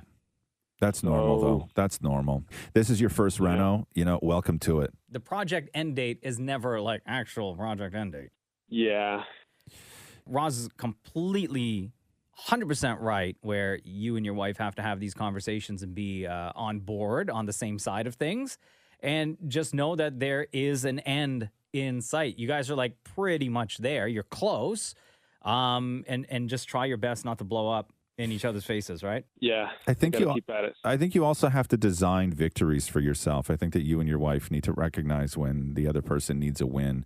And I think that you guys should, you know, do those little things that sort of give you satisfaction or the sense of accomplishment, or that you are in fact moving forward, you know. And I think that you can do that for one another. But I think that comes first from just sitting down and having this conversation with her. Yeah. So you don't feel stuck the whole time. Yeah, you're right. It's hard, but like based on what you guys said, I can't be the only one. And you know, with the new kid, like I gotta step up my game. So I'll try to focus a bit more. You don't have to take it all, you know, but you got to give yourself a win every now and then. Maybe I'm being too hard on myself. Yeah, I think you are. It's just stress, man. I think you gotta ease up on yourself a little tiny bit, man. Does that help, Jake? Even just talking about it? Yeah, it does. I mean, like it's always helpful just kind of talking about it in the open. Yeah. And be able to just let it out. So that feels much better. So thank you guys. All right, buddy. All the best, man. Thank you. Roz and Mocha's Fix My Life on Kiss. My first time with a beard in the winter, and when it gets this cold, stuff sticks to your beard. Stop putting grease on it then, Maury. It's not true at all. No, like my nose stuff comes, it just, ugh. No, first of all, I don't even want to know what you consider to be nose stuff, Maury. Thanks. Like the runoff. No, that's fine. Yeah, it's not a creek. Bro, go see a doctor. Yeah, that is medical attention needed. That is not for people to hear. But anyway, let's talk about it. Okay, fair enough. No, I don't want to. Just kidding. Just kidding. I've never had anything stick to my beard. You know what I will say, though? Because you trimmed down nice and short lately, Mocha. Yeah. I saw a video of you last week, something that we had done like in the middle of the pandemic, and you were like thick. Yeah. Yeah. Why don't you bring like that back? Thick. I don't like it. I like the short style. You do, better. huh? Yeah. See, I liked liked to get it. long as Roz. Really? Yeah, no, I thought, and I looked at you. You know what happens is when the beard gets to a certain length, you get, they call it like the beard wave. Yeah. Right? Where the hair just like kind of curls or gets wavy. Yeah. I didn't really like that. Why don't you buy a straightener? I have one. And why didn't you use it? I did. And you didn't like it? That was fine. I tried using one on me and I'm still gay.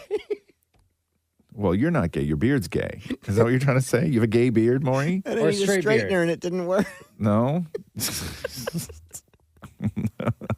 Don't worry, Maury. I think my beard's a bit gay, too. I can tell. You know what I mean? Especially on the sides. Yeah. But no, I saw a video of you, and I thought you looked real good, man. Really? Yeah, I really did. I sort of missed it. I like the short. It looked like you looked a little mean. Really? Yeah, you did. Oh, I don't want to come off as mean. you have something in your teeth, by No, the way. I Do you don't want me think to, do you want me mean. to tell you when you have something in your teeth or Yeah, not? please. Go like this? Is it right in the middle? No, it's bottom. Go closer to your camera. Go. No. Yeah, why? Do it. I'm not Let the doing people that. enjoy this. Go Hold close. on. Go closer to your camera. I don't like my bottom teeth though. Don't worry about it. Lean Your in. bottom right. Oh, let me see. You got it out already. Oh. Man, what's the matter with you? Maybe there was nothing in my You teeth have and no it was just sense your of- you terrible have- eyes. You have no sense of performance when it comes to stuff like this.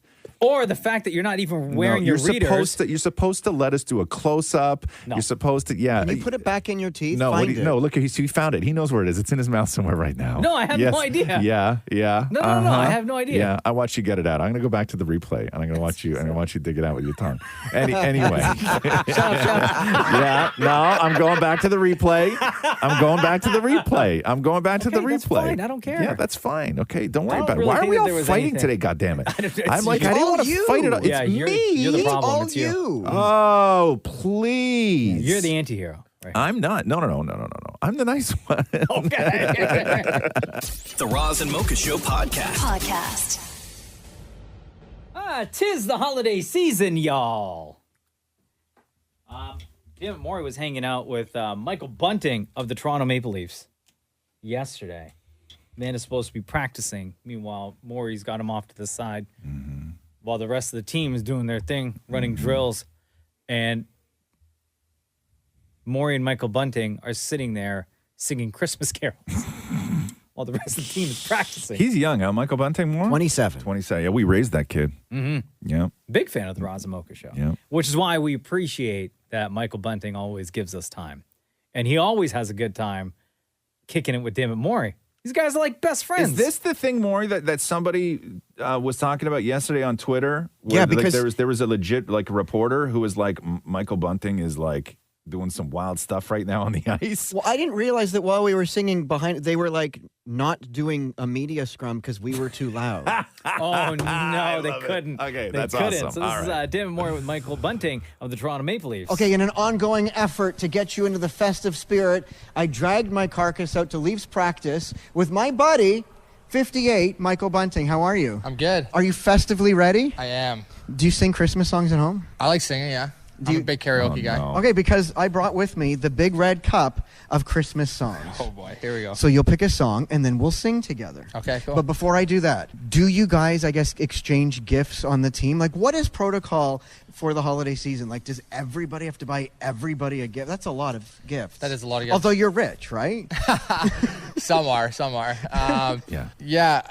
Sometimes we do like a Secret Santa, but I don't think we're doing one this year. I think why not? It's just been very busy, and we didn't schedule that, so we were slacking a little. All right, here we go. You pick a song we're going to sing. Here we go. Have yourself a merry little Christmas. Okay, you ready? You know this one. Well, I know the title. Have Yourself a merry little Christmas.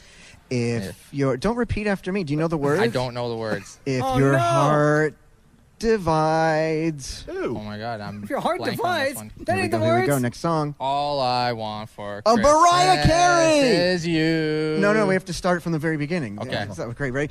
I don't want a lot for Christmas. There's just one thing I need, and I don't care about the little pitchy, guys. Underneath the Christmas tree. All I want for... Oh, no. You know what? I was just listening to this the other day. No, you weren't. Okay, next song. Let it snow. Okay, ready? Here we go. Let it snow, let it snow, let it snow. Oh, it doesn't show sign of stopping. My dear, I brought some corn for... You're not even singing anything. You're just making sounds. I brought me some corn. You're both bad. For poppin'. Let it snow, let it snow, let it snow. Wow. Okay, what is your favorite Christmas movie? Home Alone 2. Oh, my God. Wow. Okay, I printed a couple lines from Home Alone, and you will play Kevin. Okay, Plaza Hotel, may I help you? Howdy do. This is Peter McAllister, the father. I'd like a hotel room with an extra large bed, a TV, and one of those little refrigerators with a key. Okay, you'll need a major credit card upon check-in. Credit card? You got it. Okay, very good. Next song. Here we go, here we go. I sure hope you're having fun. I'm having a great time. Okay. Sounds like Silver it. Bells. Oh. Silver bells. Silver bells. Silver bells. Wow. Jeez, man. It's Christmas time in the city. Jingling. Jingling. No, you go hear them ring. Okay, ready? Jingling. Hear them ring. It's Christmas time. Silver bells. No, in the city. In the city. You too, I swear. Okay. I hope we put you in the festive spirit. Happy holidays. Are you excited for the season? Are you excited for Christmas? I am. Favorite time of the year. Did you finish your Christmas shopping yet? No, I did not. Am I on the Bunting Christmas family list now? You are now. Oh, because you're not on mine. Happy holidays, everyone. Merry Happy Christmas holidays. from Michael Bunting and me and the Roz and Mocha Show. Oh, my God. Did he have to dude. play hockey after that? Yeah. Like, oh my God. Not very well. The poor guy. If these guys lose the next game. Shush with that. What's the matter with you? You can all blame Damnit Maurie. Big shout out to Michael Bunting of the Toronto Maple Leafs. The Roz and Mocha Show Podcast. Got a couple of Christmas-related questions from fans on the Roz and Mocha text line. Brian asks, all right, would you rather one big gift or lots of little gifts? One big. Same. Easy for me. One Just big. One big. My mom is the queen of, lots of little things to open, right? Yeah. And I'm like, it's nice and everything else, right? It Sure. is. But I'm just like, just one thing. I'm fine. I enjoy watching everyone else open all of their gifts and Yes. getting enjoyment from that. For me, I would rather have one gift to open and then enjoy the rest of the day with everyone else. I like the little gifts. You do? Yes, I actually do. See, so I used to get like the big gift, like some sort of kitchen thing or whatever. But in the recent years, it was always lots of little things in the stocking or whatever. And I quite enjoy that. Like if it's pajamas or soap or tea, I like all that stuff now. You know, I could go I'm at the point right now, I could go the rest of my life not receiving a gift from anyone that I know for Christmas and be totally fine with it. Yeah. Yeah. I get that. I really am. Like, just come and hang out, eat my food, make me laugh. And that's all I really want. Like, I'm at that point now where I just like, I don't even need a gift. Like, I really, and I understand the gesture. I'm not at that point yet. Yeah, I'm not at that stage of No. maturity yet either. I'm far from that Shem, point. you're next. No. One big gifts or lots of little ones? Bunch of little ones. wow. More than anything, I want a gift that's going to last me. I don't want a one-time sort of gift. You know what I mean? Like, I will take a pair of clothing any day of the week.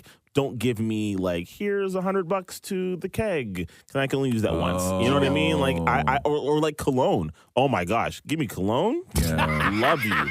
Nobody Love ever you. buys You the don't want- cologne I want, though. But you want cologne, not concert tickets. Exactly. Right? Okay, I got you. Exactly. I got hint you. all year. I hint to my family what I want, and nobody has ever given me what I hinted at. So what did you hint at this year? I want a lower back support thing for the car, Uh-huh. like lumbar But that's mochas. That's not a Christmas gift, though. But I'm fine with that for like I've hinted at that. Like I just want something, not the How whole have you seat, hinted? like a lower back. I said to Matthew, going, "Get me this for Christmas." That's not a hint. That's not a hint. That's not a hint. No, That's but like straight up telling I him know, what you but want for Christmas. he won't. Hinting. I've is, already looked at his browser history and I know what he's getting me. Oh, hint. Oh, what is he getting you? Like a photograph from Studio 54. If Matthew looked for your browser history, He can't.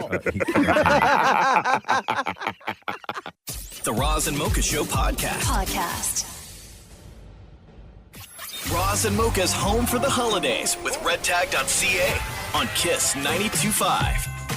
Hello, Chaya. It's Roz and Mocha. How's it going? Oh, it's good. How are you guys? Doing good. Oh, love the accent. Where are you from? London. Nice. And you are living where? In Oakville. Chaya, so how long have you been living in Oakville for? When did you move? We've been in Oakville for 7 years now, but in Canada for 20. For 20. Wow. And what's the sort of story here? With Roz and Mocha's Home for the Holidays, the goal is to talk to people and try and either get you back home or get somebody who's far away here. What's your story? What are you trying to accomplish? So, I last saw my dad 3 years ago, pre-COVID, and he's 86 years old, but when I saw him, it was heartbreaking at the time, because when I left him, he said to me it was probably the last time I'd ever see him due to health issues. Yeah, I mean, he's 86 now, thank God, and while his legs are giving up, his hearing's poor, he's still so jolly and absolutely loving, and he rarely complains, but, his biggest complaint is he just doesn't see me often, as often as he should do, and it's so heartbreaking when that happens. What other immediate family do you have back home in London with him? Any siblings, anyone else? Like your mom's still around? Unfortunately, my mum passed away from a hospital error about 3 decades ago. So, oh, goodness, I'm sorry. Yeah, no, thank you very much. But, I do have my brother there. He doesn't live with my dad. He lives about an hour away. So, Dad he's not able to drive much, so he doesn't get out. We have all the family there, but he's still alone. When you say that you haven't seen him in 3 years, why haven't you been able to get back? COVID. Yeah. Just because of COVID. And, earlier this year I lost my job, so have to think about how many times I can go over to visit. So, has he ever asked you, like, in conversation, even though, like, 3 years ago he said this is probably the last time you'll see him, like, throughout the last 3 years during any conversations with him, has he brought up the fact that, hey, I'd like to see you again, or is there a chance that we'll be able to see each other again? Absolutely every day. Ever since the pandemic, literally, my sister and I call him at 11 o'clock via WhatsApp video. And, it's quite funny. He's not tech savvy, so while it's hilarious that we see the top of his head or he's not up his nostrils, knowing he can see our faces makes him so happy. And, every day, without fail, the end of the conversation is, I love you, I miss you, and I can't wait to see you. And it's the highlight of my day to have that call, but it breaks your heart at the same time. So are you now living with the idea that you may not see him again? Yes. Sorry. Yeah, no, it's okay. It's okay. It's just, it's tough. You're sort of paralyzed, and, as a kid, you can't do all the things that you wish you could. And every time you talk to your dad, you get the sense that he's very optimistic, but you know how parents are. He knows the deal, right? He knows the deal, and he's ready. He's ready to let go. It's just we're not ready to let go. I don't think you are ever ready, and just want to. It's great with the WhatsApp video, but it's not the same because you just can't touch him, you can't hug him, and just that closeness. We miss it so much. Well, Shia, at 11 o'clock when you talk to your dad, will you let him know to expect some visitors this Christmas? Are you kidding with me? No, are you serious? Yeah, we're going to get you home to see your pop. Oh my God, Rosemaker, thank you. Thank you so much. You have no idea what this means. My dad's going to be so happy. I think everybody listening right now knows exactly what this means. Oh, it's huge. You guys, it's absolutely huge. It's huge. You made my day. You have made my day. We appreciate you so much. And That's what we do. That's what makes this is one of my favorite things we ever do on this show is Roz and Mocha's Home for the Holidays, and the brilliant people at redtag.ca have been on board with this and able to make all of this happen. And hug your dad tight and enjoy the hell out of the holidays. I just can't wait. I'm so grateful. Thank you. I love you guys. You guys are awesome. We love you right back. Just make sure at 11 a.m. when you are on WhatsApp video with your dad and your sister, you have him like frame the camera properly so it's not up his nostrils or not at the top of his head, so you can actually see his reaction when you tell him that you're coming home for the holidays this Christmas. He's going to be gobsmacked, and I know he's going to be so teary. Chaya, you're making us teary right now, girl. Thank you so much for reaching out. And we can't tell you how much love we're sending to you and to your entire family, and especially your father. Thank you. So I love you guys too. Thank you, and happy holidays. Happy holidays to you. That is Roz and Mocha's Home for the Holidays, along with redtag.ca. Here we go. The Roz and Mocha Show Podcast.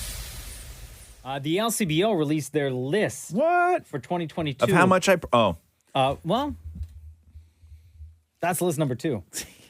List of what people in Ontario were buying up the most. Okay. For this year. Okay. What do you think? Are you looking for specific, or like, can I say wine? No, you can do that. I Sure. can do that. What are people buying the most? What do I see people buying? Depends on the LCBO you go to be honest with you. I'm going to say White Claw. You're going to say White Claw? Yeah, I think that you're on the right track with like canned coolers, because those are like, they've moved all of those. Like, if it's hard to find beer in LCBOs now. Like, all those cooler cans back. are all moved up to the front now. I'm sort of with Maury on this one. I'm White going to Claw go or Vizzy.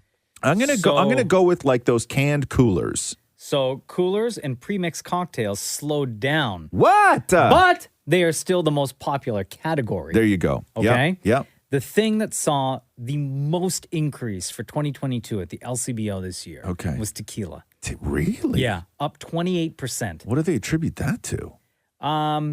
It says here innovative brands, cocktail trends, stuff like that, right? See, I don't do that. I don't do mixed drinks.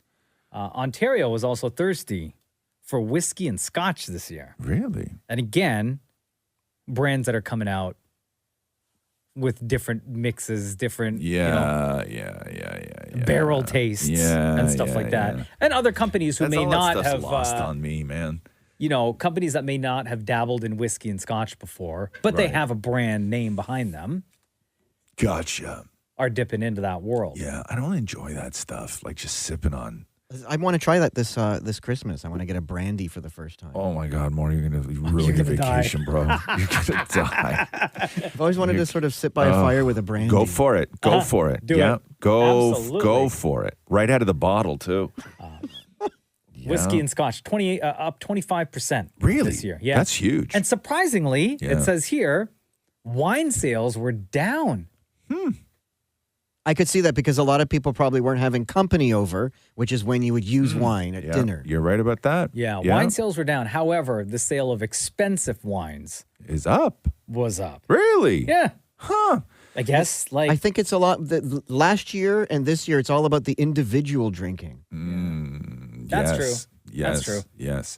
No, you're right. I'm trying to think of like the last time I don't even know, like going in, like I haven't bought a bottle of like vodka or anything like that in years. Like it's been years since I went down any of the aisles.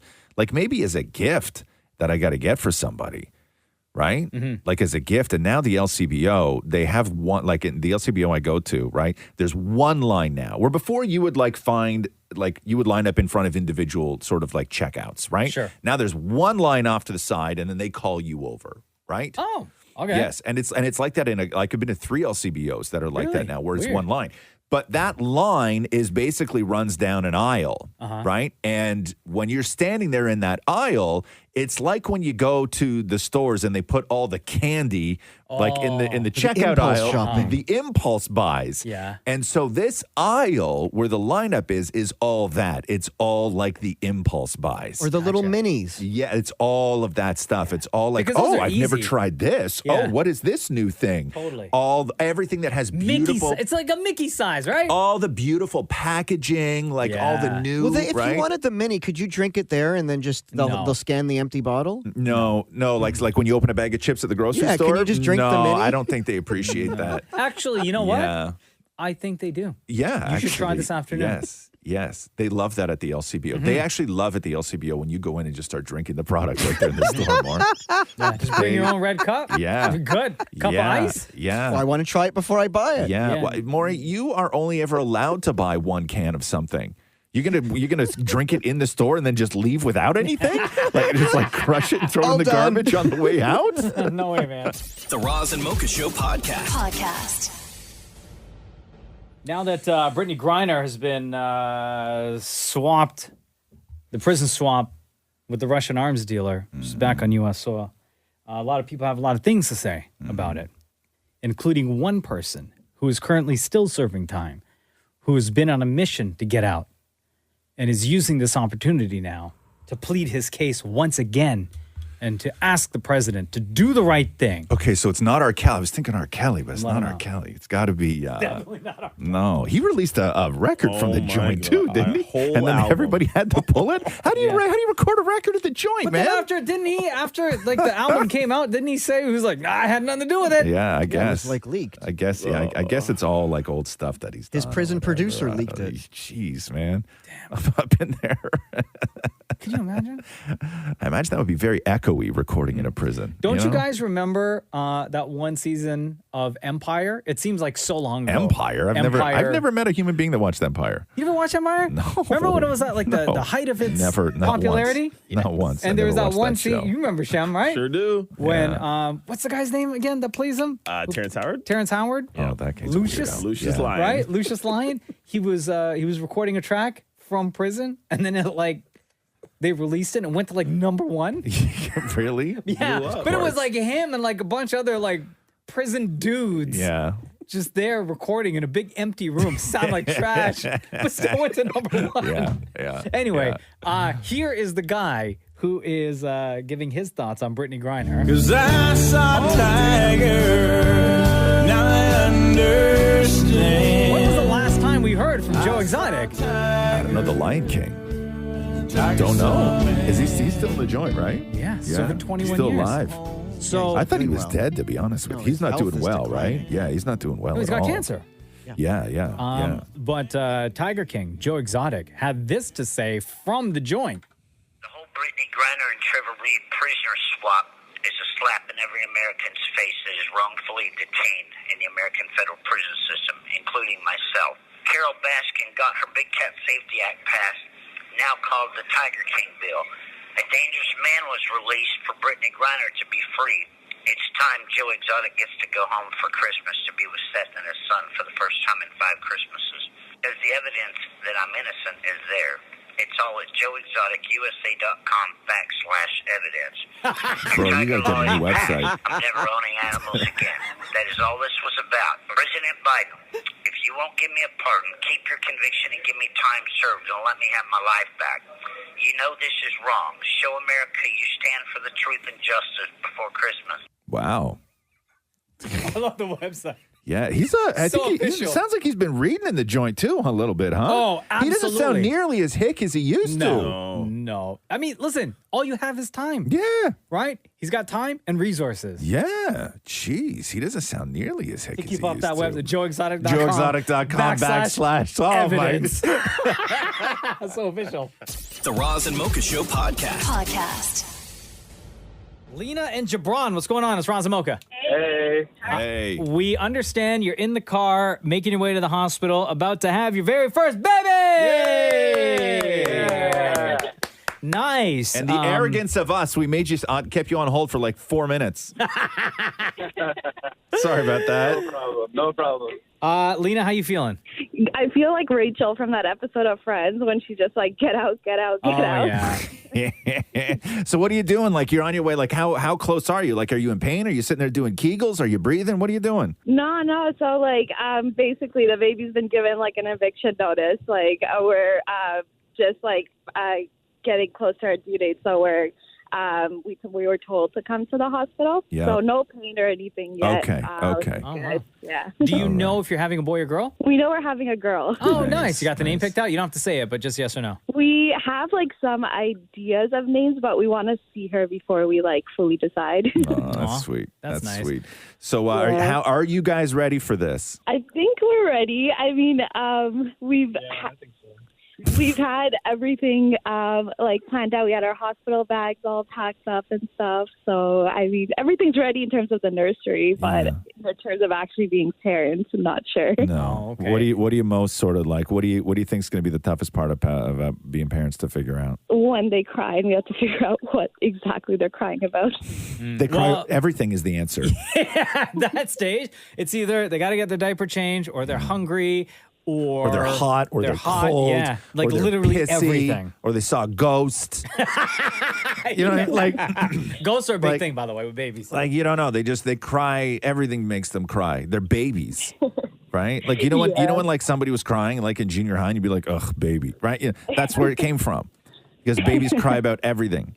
Yeah. Yeah. Watching or listening to your podcast throughout like the pregnancy really helped to like calm like a lot of the times when I was feeling anxious and stuff. And like both me and Gibran, we used to listen to your podcast, or sorry, not your podcast, your radio show at that time, before we even met. And then that was one of the things we bonded over because we both listened to your show. Oh, nice. Wait a second. So me and Mocha are partially responsible for that baby? Totally. I'll take that. I'll take that. Love it. That baby's middle name better be Roz and Mocha. Hey, Lena, Gibran, congratulations. We are so happy for you. We don't want to keep you on the phone for too long. I don't know how far away you are from the hospital, but Lena, you are going to be great. Gibran, you're going to be great. Enjoy every minute of it. It's like, this is a life-changing experience for you guys. Thank you. Thank you so much. The Roz and Mocha Show podcast. Reading the story about this woman in Arizona who's trying to be slick with it on the highway. What does that mean? And use the HOV lane, even though she was a single occupant. Girl? Because, you always hear stories of people who, like, try to scam by, like, putting a mannequin or something in the passenger seat to make it look like another person. Those stories were huge. When they started introducing those diamond lanes, there were so many great stories for a very short period of time of people trying to hustle the system.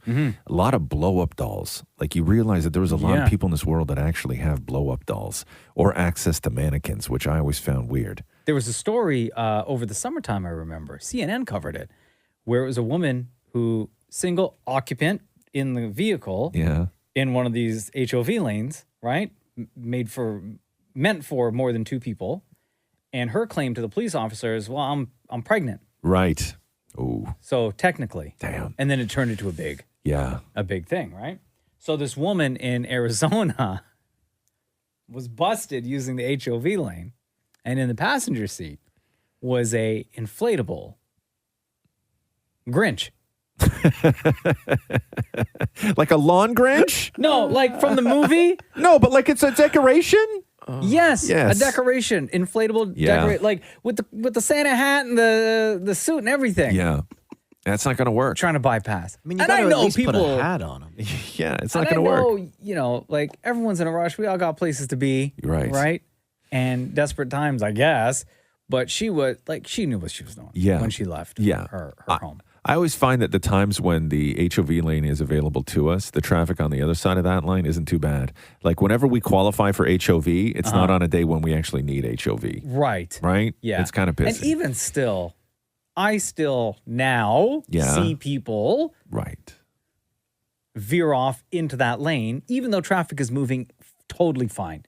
Right? And everyone's going like maybe 120, let's say. Right. And someone or multiple people will still, single occupant, will go and use that that lane. Guilty. And take off. Right. Well, it's like the family parking at some stores, right? Like, at what age does your kid have to be before you start feeling uncomfortable using the family parking at malls?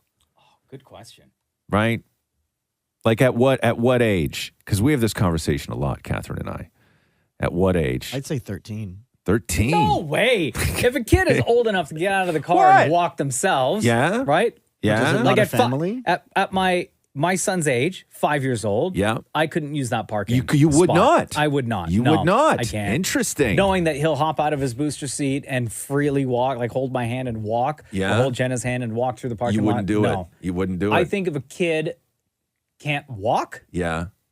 Okay. Fair right, enough. Up Fair until enough. the kid can, like, I don't mean like, oh, you take your first steps and sorry, you can't, Yeah.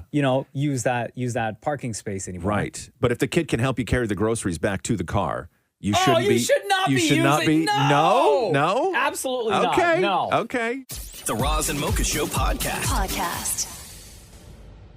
Hello, it's Roz and Mocha. Who's this? My name's Connor. How are you? Good. Connor, what's going on? Well, I just moved to San Francisco and discovered the podcast in October, and I'm coming up on episode 200. And today's my birthday, actually. Oh, happy birthday, Connor. Where did you move to San Francisco from? Toronto. Oh, okay. So you're from Toronto. Aurora. Oh, gotcha. What took you out to San Francisco? Work. I just graduated and moved down here for a job. What kind of like tech stuff? I imagine. Yeah, I'm an engineer. Who you working for? Can't tell you that. Are you working for Twitter? No, God, no. Oh. Yo, what are people in the tech world, Connor? What are they all saying about all the Twitter business? Oh, we're having a great laugh about it. Like what? Like in what way? Like what do you guys find hysterical? Oh, just how Elon Musk is just driving it into the ground. How old is Connor? Because he sounds much older than I think he is. How old are you, Connor? I'm turning 23 today, so I got to get myself a cane or a walker. Can't imagine how Roz is feeling now, though. Oh my God. You know what I mean? I can't go a minute. Troll I job. can't go a minute on this show without getting trolled. Well, realistically, that was like a minute 20. Like, okay, so you're listening to the podcast. You're at episode what now? I think 183. Okay, so you something like that. started at the beginning.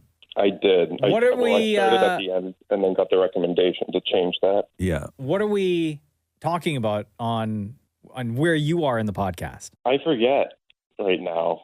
I feel bad about that. It's got to be. It's I- pre-pandemic, though, right? No, the pandemic is just about starting. Oh, Mayor on wow. and everything, and you're telling people to stay inside. Catherine and I were out over the weekend, and we met somebody who only listens to the podcast. They don't listen to the actual show.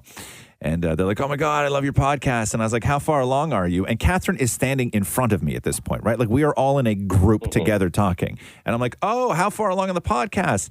And they look at me and go, Catherine's in Iceland. And I'm like, no, Catherine's right here. Right? And they're like, oh, yeah. So like when? And I'm like, God damn, you people. Spoiler alert for Yeah, Connor, spoiler by the alert. way. She made it back okay. Well, Connor, since Does we he have have- you on do the you phone, have questions? Yeah, do you have any questions about the podcast, about the show? No, but I did have a compliment I wanted to give you. Oh. In one of the early 100 and something earlier on, there was someone that you called in because they said something kind of outrageous about Corona. And on the phone, they said something along the lines of, I hope her grandkid gets COVID or something. And you guys just instantly hung up on her. Yeah. And, well, it shouldn't be surprising to anyone who listens that you guys have that kind of integrity. I thought it was really good that you guys were able to do that and kind of snuff that out before it gets out of hand. I don't even remember that. I really Yeah, don't. remember that girl? Yeah. She went viral because I think she like licked the toilet seat on an airplane. Oh, yeah. Back in the early days when people were doing wild stuff, yeah, right? And then she made a horrible comment about somebody who's in the media who had been like talking about the dangers of what she was doing. Yes. And then this young lady said, well, I hope her, I don't want to repeat it, but she just said something horrific. I got you. And it was like way out of line. And we like immediately just hung up on her. Wow. But yeah, that happened, Connor. Jesus. Cool, man. That's awesome. Connor, thank you so much for taking the show with us to San Francisco and enjoying it where you are. It He was a sounds pleasure. so mature for a 23-year-old. Maury, stop it. flirting. You already said this I'm 9 not. times. God. You already said this 9 times. Taking I the get it. No, I'm taking your microphone off. No. Stop making it weird, dude. Jeez, the Yeah. kid's 23 years old. And don't get me wrong. I know there's a lot of people who do call into this show just so Maury can make it weird. I know it's part of the Roz and Mocha experience. Like if we were a theme park, right? You'd have this attraction, then you'd have the Maury Makes It Weird ride, right? Like I know everybody wants to do the whole park, right? But nobody wants to do the Maury Makes It Weird ride twice. Yeah. That's a one time only. Got it out of the way. Once and done. Right? Anyway, Connor, much love to you, bro. Thank you so much. Before we let you go, between Roz and Mocha, who's your favorite? Oh, it's got to be Roz. Oh, yeah? Thank you, man. I appreciate that. And I'm not going to qualify it because someone always ruins it when they do that, so I'm just going to leave it at that. Oh, no, you just ruined it. You just ruined it. Yes. Love you, Connor. Thank you, bro. Thanks, guys. Have a good one. The Roz and Mocha Show podcast. Oh, baby. Mm-hmm. I don't know what is that? Madonna. No, that's Britney Baby Spears. One More Time. Baby One More Time. Thank you. I just got to, I get a song in my head. I got to get it out. You know what I'm saying? Uh-huh. Hey, Mocha. Yes, sir. You ready? Let's do it. Let's do the news. A Roz and Mocha Show and Kiss 92.5 News Break. Critics are saying that TikTok just knows too damn much.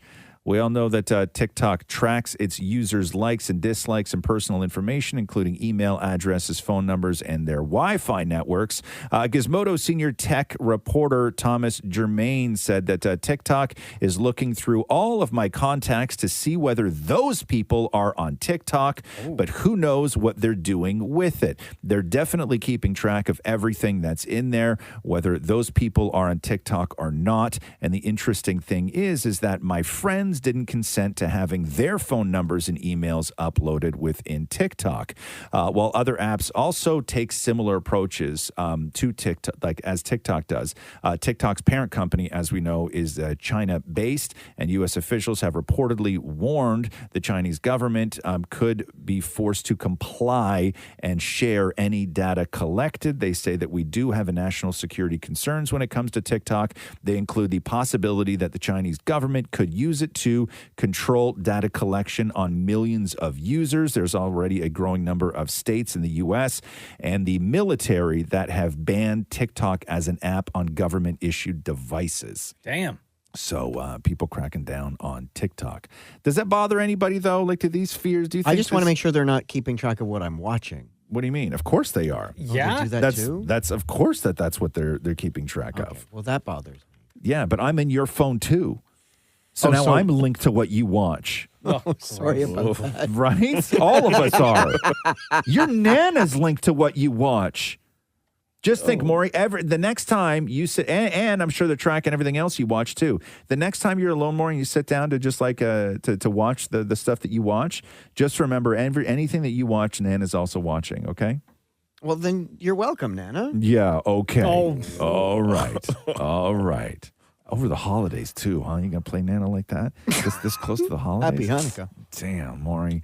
You rude. You didn't even stop during No. Hanukkah, right? Those 8 days?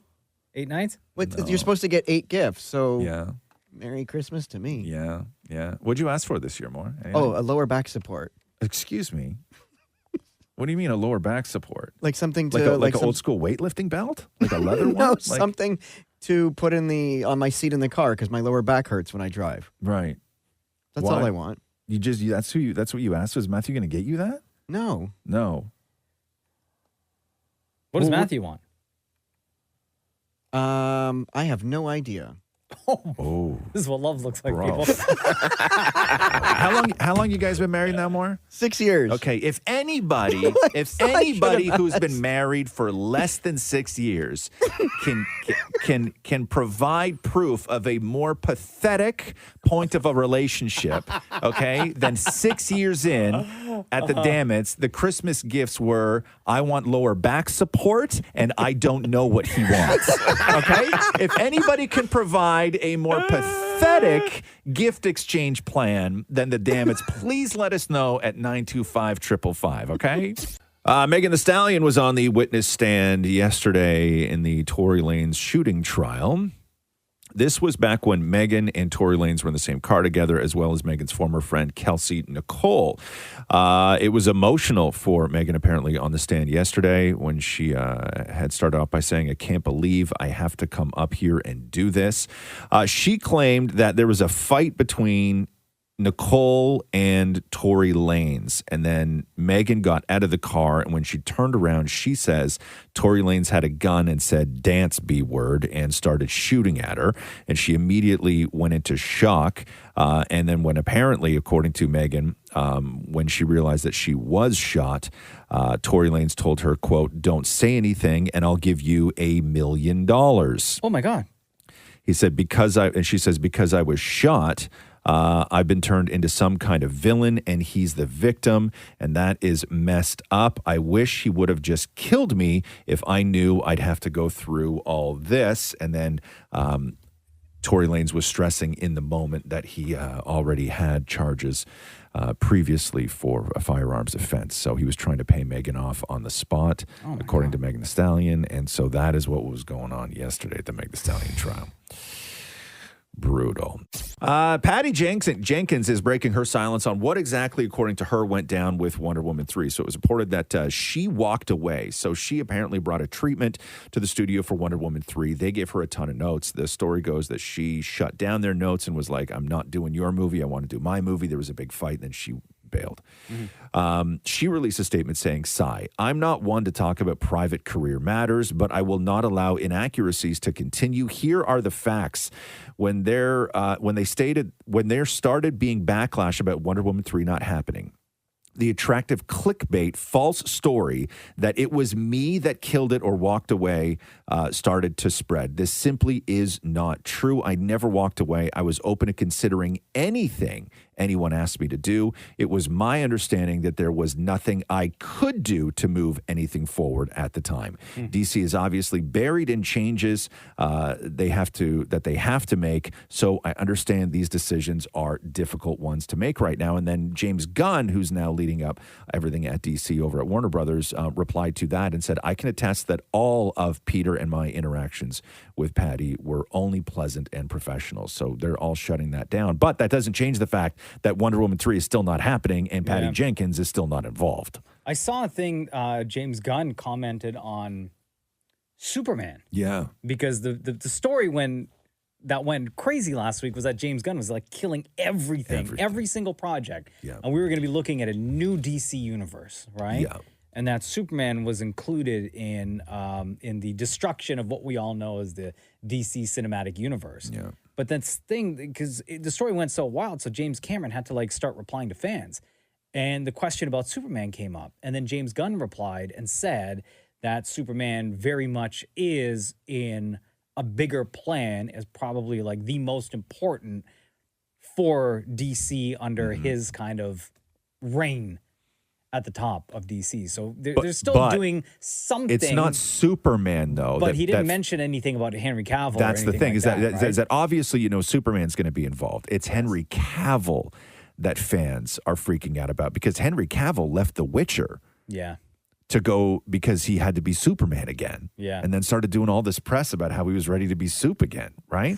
Like, it's crazy. So everything that's going on right now. What's that? Superman. You forgot. You just said soup. Yeah. Yeah. What's wrong with that? We all know. Is that the short form for Superman? Man, you don't know anything Did you know what I was talking about? Yeah. Then yes, it is. Okay. Lizzo did a day drinking segment with Seth Meyers, where he's done this with Kelly Clarkson and Will Forte and Lorde and Rihanna, the Jonas Brothers, where they just go to a bar during the day and they get hammered and just talk about stuff. And listen to this clip, because it starts off Lizzo and Seth Meyers completely normal, but by the end of it, whoa, man. It's time for day drinking with Seth and Lizzo. It's really tequila. Tequila? Yeah. Happy holidays. I'm so happy to be spending it with you. Happy holidays. I'm going to take a shot. Okay, thank you so much. It's like the Damnits. I don't know. Don't take the shot. Thank you so much. I appreciate it. But he gonna do it anyway. He's a real one. In honor Congratulations, by the way, of your Grammy-nominated album special. Oh, God. We will be making specialty cocktails based on your songs and your career. Are you ready? Oh, gosh. The first one is called About Damn Wine. Oh, I You see get what it. you did You see what you did there. And then some White Zinfandel. I'll do without. Oh, no! Have you ever done Wag the Bag? What's Wag the Bag? Where you take the bag out of boxed wine and you slap it and you chug it and you pass it around like some Viking. I have done that. Turn up, bro. Ah, that's disgusting! It's about damn time. Wag the bag! I'm wagging the bag! What a mess. You gotta slap the bag! You gotta slap it first. Yeah, slap it. Slap it. Slap! Oh, that's gonna slap on me! What a mess. It is 1 o'clock on a Monday. What a mess. Oh, no. Wag the bag. I've never heard of that before. Never. I mean, I like a box wine as much as the next guy, but I've never heard of taking it out of the box and slapping it and passing it around. Y'all try Wag the Bag with you guys? Yeah? Yeah? Okay.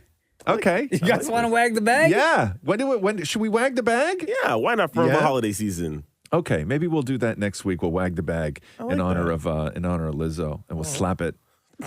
We'll slap it, right? Can't wait. Yeah. You're gonna have some wine, Shem? You don't even drink, bro. Listen, for the holiday season, and if I get to wag my bag, wag the bag, I will. Excuse me. What? Maury, is Matthew going to get mad at you if you wag the bag with us at work? He doesn't need to know what I do. Okay, fair enough. Where are we here? Everybody's going in on Snoop, calling Snoop old, right? Why? Because I guess he was But he doing. is. He's I think almost that's 60? I don't think Snoop pretends to not be almost 60. Like, I don't think Snoop is has any delusions as far as how old he is. Snoop Dogg is a grandfather. Yes, but Like I guess legit grandpa. Snoop was doing a show where he talked about how he used to write down all his verses on a typewriter. When I first started writing raps, I used to use that typewriter. I was writing on paper, and then I would lose my This typewriter was organized. This nigga had paper organized and so I'm like, I'm just gonna type my Nigga, I used to type 65 words a minute. It was a skill that I took up in junior high school, at the little white junior high school I went to. They gave a typing class and I took it. I was one of them students that was I took a wood class, a metal class, I took typing, I took home economics. I took classes that was different. I didn't just want to be in the class with the homies and then go home and get a whooping and get in trouble for up. I did all that same stuff. That's lost on people now. I took typing. If you ask a 16-year-old now how many words a minute they type, nobody has an answer to that question, right?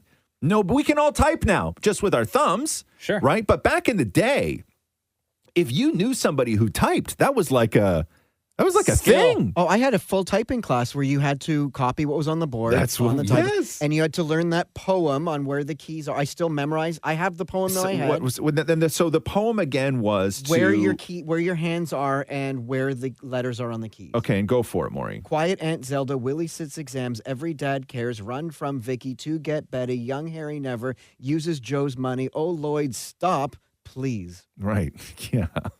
I don't know what Lloyd did, but stop. I don't know, man. Poor Lloyd. Skills. Yeah. Skills, man. Skills. Even with those skills, people still hate you, huh? Oh.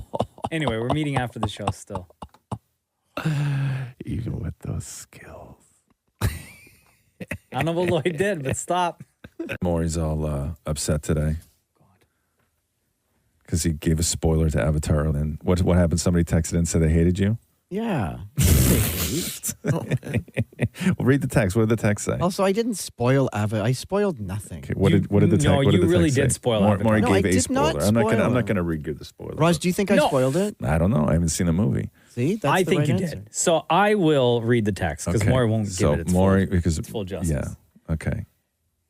The text reads this. Come on, Maury. This is the only way to get over it, man. I'm not going to sit there and watch you be pissy. No, it's fine. Right? This so it affected you all day today. Yeah. And when we say all day, this text all came show, in. the whole show. Should say hey. Yes. And look at what time it is now. And you've been acting not right all day. All on damn the show. day. Yeah, all damn day. So here's the text conversation between a Raza Mocha former fan in Damnit Maurie. Okay? Yeah.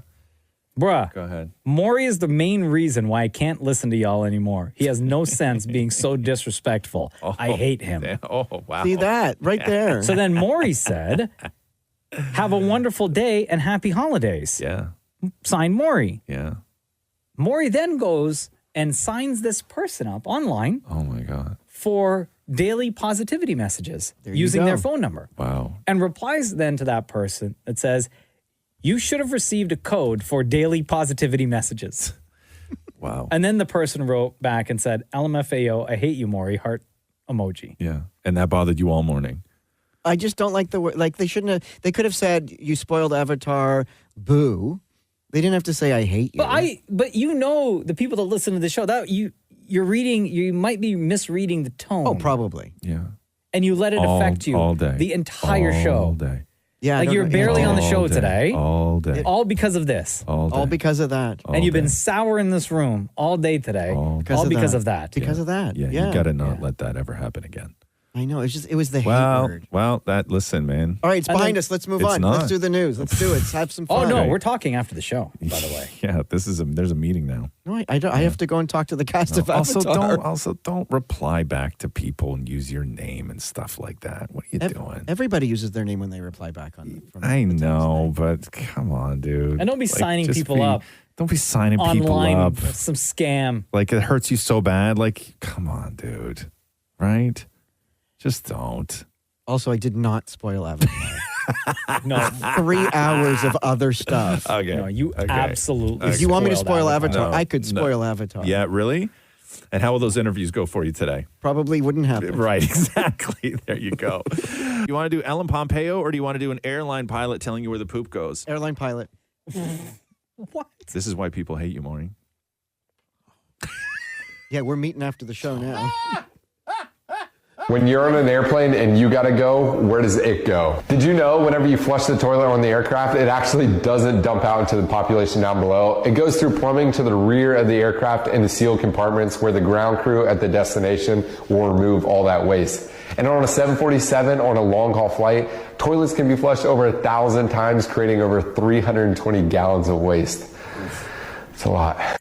Oof. I didn't think that when you went to the bathroom on an airplane that it gets released from the plane in the moment. They just spray people with Yeah. it, right? I Like, always thought exactly what this pilot said. It goes somewhere and then it gets empty. I thought when you were over cistern. water, I thought they released it over like the lake. oh, like that chemical?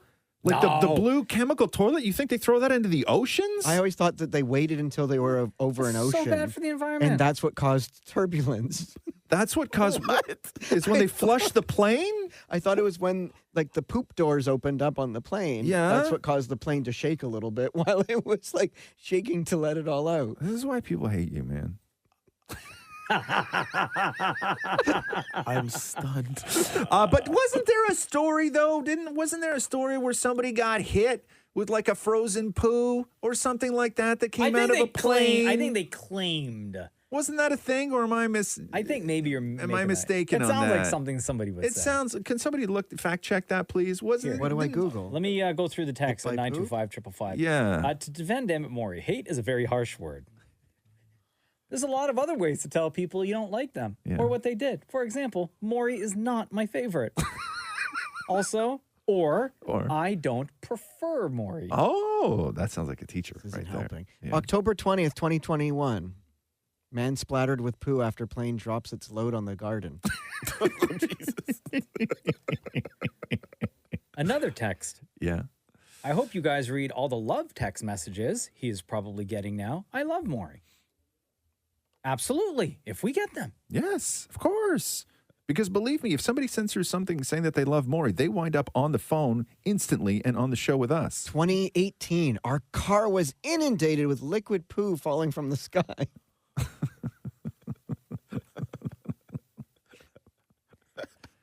I also hate Maury. Oh, Reads another this is text. another one. Wow. It's a trend. Is it trending? Not yet. Not yet. What should the hashtag be, guys? Hashtag I hate Maury. Hashtag I hate Maury. Yeah. Right? Why not? Maury, turn on your notifications. You're going to be busy today. So it's official. Henry Cavill will not be returning as Superman. That sucks. Does it like though? 2 months ago. Just made that announcement. Yes. So that's the sort of part where all of this gets ugly, is that there was a transition period where James Gunn hadn't quite taken over DC yet. And The Rock pushed DC, because if you remember, The Rock was pushing to be the one to take over the DC universe. Mm-hmm. And then they went with James Gunn and his partner. And then so The Rock got Henry Cavill to do that cameo in the end of Black Adam. And that was supposed to set up, and then...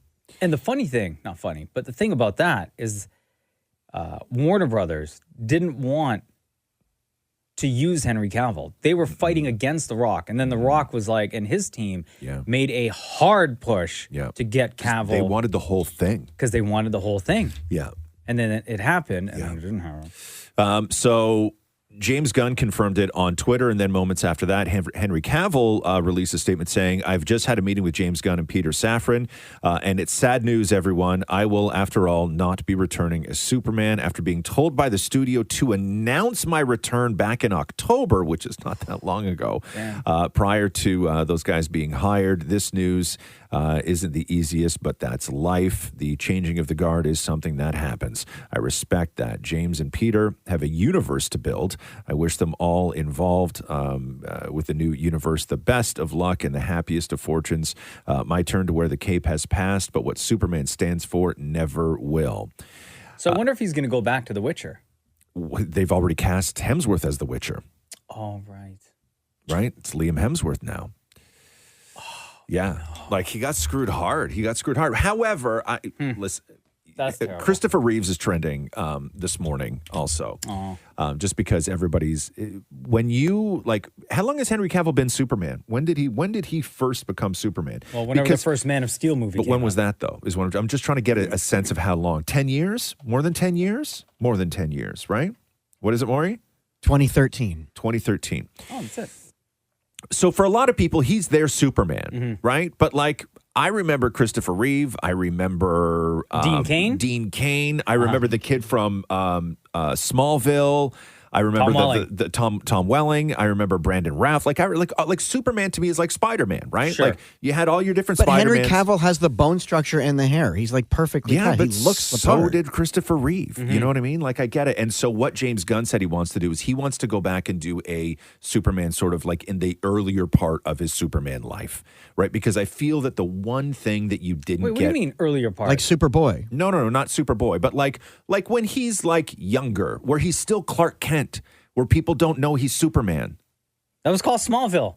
No, not as a teenager. I mean, like working for the Daily Planet and all that stuff. Oh, back in those days. Yes. Oh, yes. okay. Right. Because I think that post-secondary. Yes, the one thing that was missing, in my opinion, from the Snyderverse was the Clark Kent part of it. Does people want that? Right? I think so. I think, and I think that the big thing, the main thing that was missing from all the Snyder films was the heart. And I think that Because Clark Kent had heart. Exactly. And James Gunn knows how to do that. Like I almost cried at that frickin' Guardians of the Galaxy Christmas movie that he did. Beautiful. Right? Wasn't it beautiful? Yeah, so I'm really looking forward to seeing what he does. But yeah, so no Henry Cavill. But now Henry Cavill has no work. Now he has no work at all.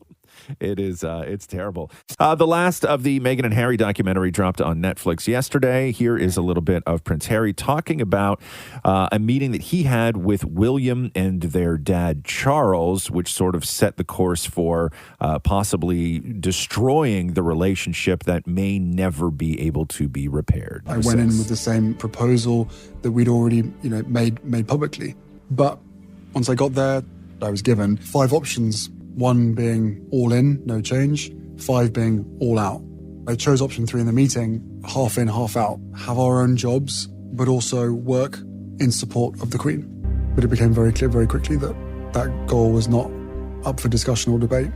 It was terrifying to have my brother scream and shout at me and my father say things that just simply weren't true. And my grandmother, quietly sit there and sort of take it all in. But you have to understand that from a family's perspective, especially from hers, there are ways of doing things, and her ultimate sort of mission, goal / responsibility is the institution. It was really hard. The meeting finished without any solidified action plan. They saw what they wanted to see. Damn. Right. It's a movie. Well, this documentary's not going to help anything. No, I don't think it's supposed to help things. I think it's supposed to burn. I think it's intended to sort of burn the path behind them. Yeah. Do we have time for Wiz Khalifa real quick? Of course. So Wiz Khalifa talking to Jimmy Fallon about his love for ASMR, which I always find it weird when people like ASMR. Like I do find ASMR to be like people who are super into it, like borderline fetishy. Uh-huh. Right? Yeah. Am I alone in this? No, I guess. Yeah, I can see that. Okay. And so, but you're really doing nothing. It's just people talking to you. But I always find it borderline fetishy. But when you listen to Wiz Khalifa talk about which kind of ASMR he likes, I'm now full on fetishy. Yep.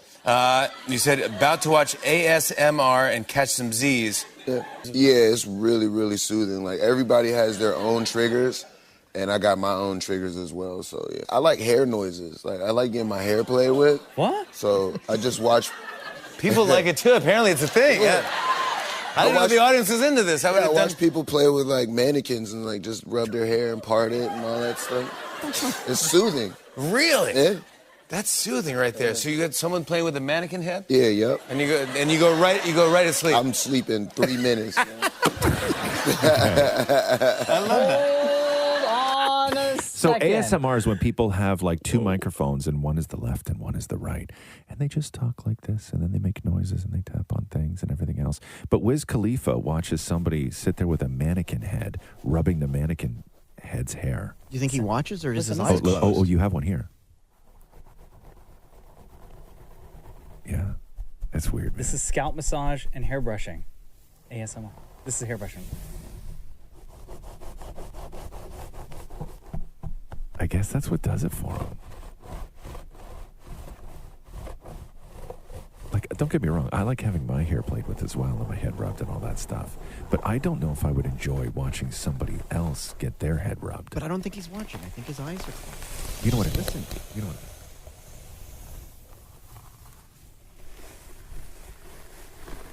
If you like the sound of having your head rubbed, right? I get it, but you also get the sensation of having your head rubbed. But just listening to somebody else's head get rubbed to me is weird. Am I wrong? I mean, it does sound relaxing. No, I couldn't do this. You couldn't do this? Mm-mm. No, it's not for you? No? It actually kind of creeps me out.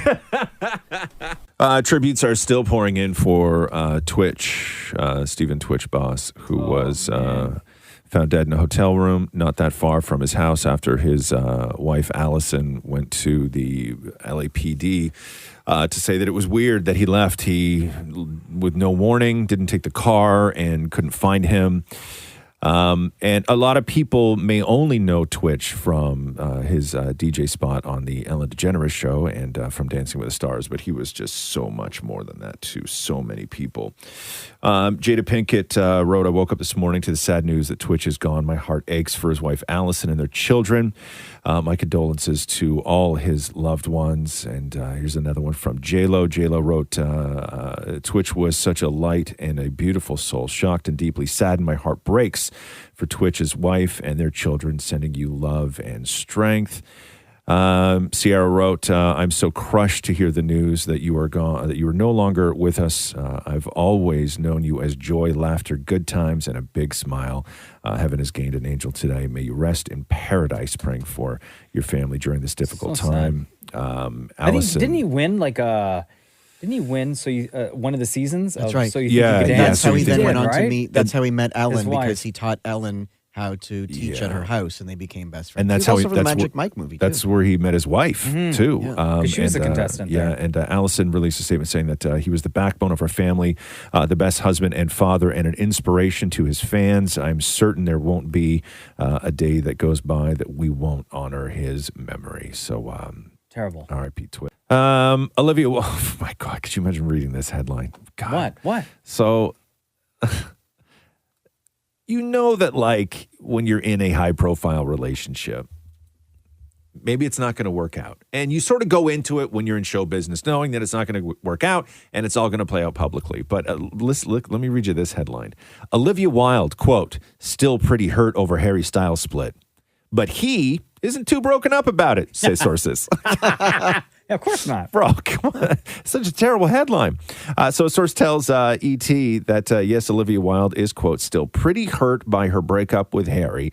They added that Olivia and Harry had a lot of love for each other and had a great time together, so it's been an adjustment for her. As for Harry, the source says, Harry is doing his own thing and focusing on his work and his friends. He isn't too broken up about the split. Bro. That's awful. That's awful. That's awful. What kind of source, man? You got to check your friends.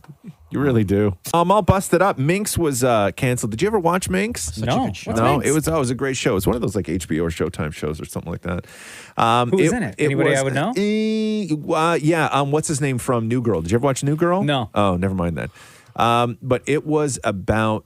It took place in, I guess, like the 70s, and it was sort of pseudo about the start of like a Playgirl type magazine. So it was like Naked Men, right? It was that sort of. It was like, a really good show. It was feminism and all this other stuff. It was a really, really, really good show, but canceled after one season. But I heard, so. I read on one season, of the that's it? no, but one of the season. cast members said that they're still finishing filming this. Like they're not canceling the filming. He wrote on his own Instagram they're going to still finish filming. I don't know, man. I don't know. Yeah, and apparently they're going to man. find a home for season 2. Yo, I don't cancel know. means canceled, though. Yeah, I don't know if season 2 is even going to see the light of day. This is what he wrote. He said, we're Yeah. still Michael, Find that for me. Find that. Angarano? Find it. That guy? I don't know. Maury's going to find it. But I'm busted up because I was going through all these shows that are Jake sort of Johnson like, confirms Minx will finish filming season 2 despite HBO Max cancellation. okay, but where's it going to run? I don't know. Yeah, I mean, you can shoot anything you want, right? Yeah. YouTube? Yeah, put it on YouTube. I guess. I don't know. I don't know how that works. If they'd even be allowed to. Subscribe and hit like. If they'd be allowed to do that. A show called Moonhaven was canceled at AMC. I've never seen that show before. He says, I'm eager to find a new platform for these episodes. Yeah. So I guess they're filming it, and then they'll be like, anyone want it? Yeah, maybe. Hopefully, one of the streamers picks it up. I don't know what the sort of the rights holders have to say about that. Jack Ryan canceled after season 4, which is coming out soon. I like that show a lot. Mm-hmm. So we get one more season to Jack Ryan. Any shows that you watch that you're worried about, Mocha? Mm-mm. No, you don't worry actually, like one of your favorite shows is going to get canceled or something like that. One show that I feel may get canceled, Which is? because they already moved the time slot for Yeah. this season. Yeah. Young Rock, Oh, because there's only so much of that story you could tell. Yeah, Right? You know, I stopped watching that show after Did you? season 1. Yeah.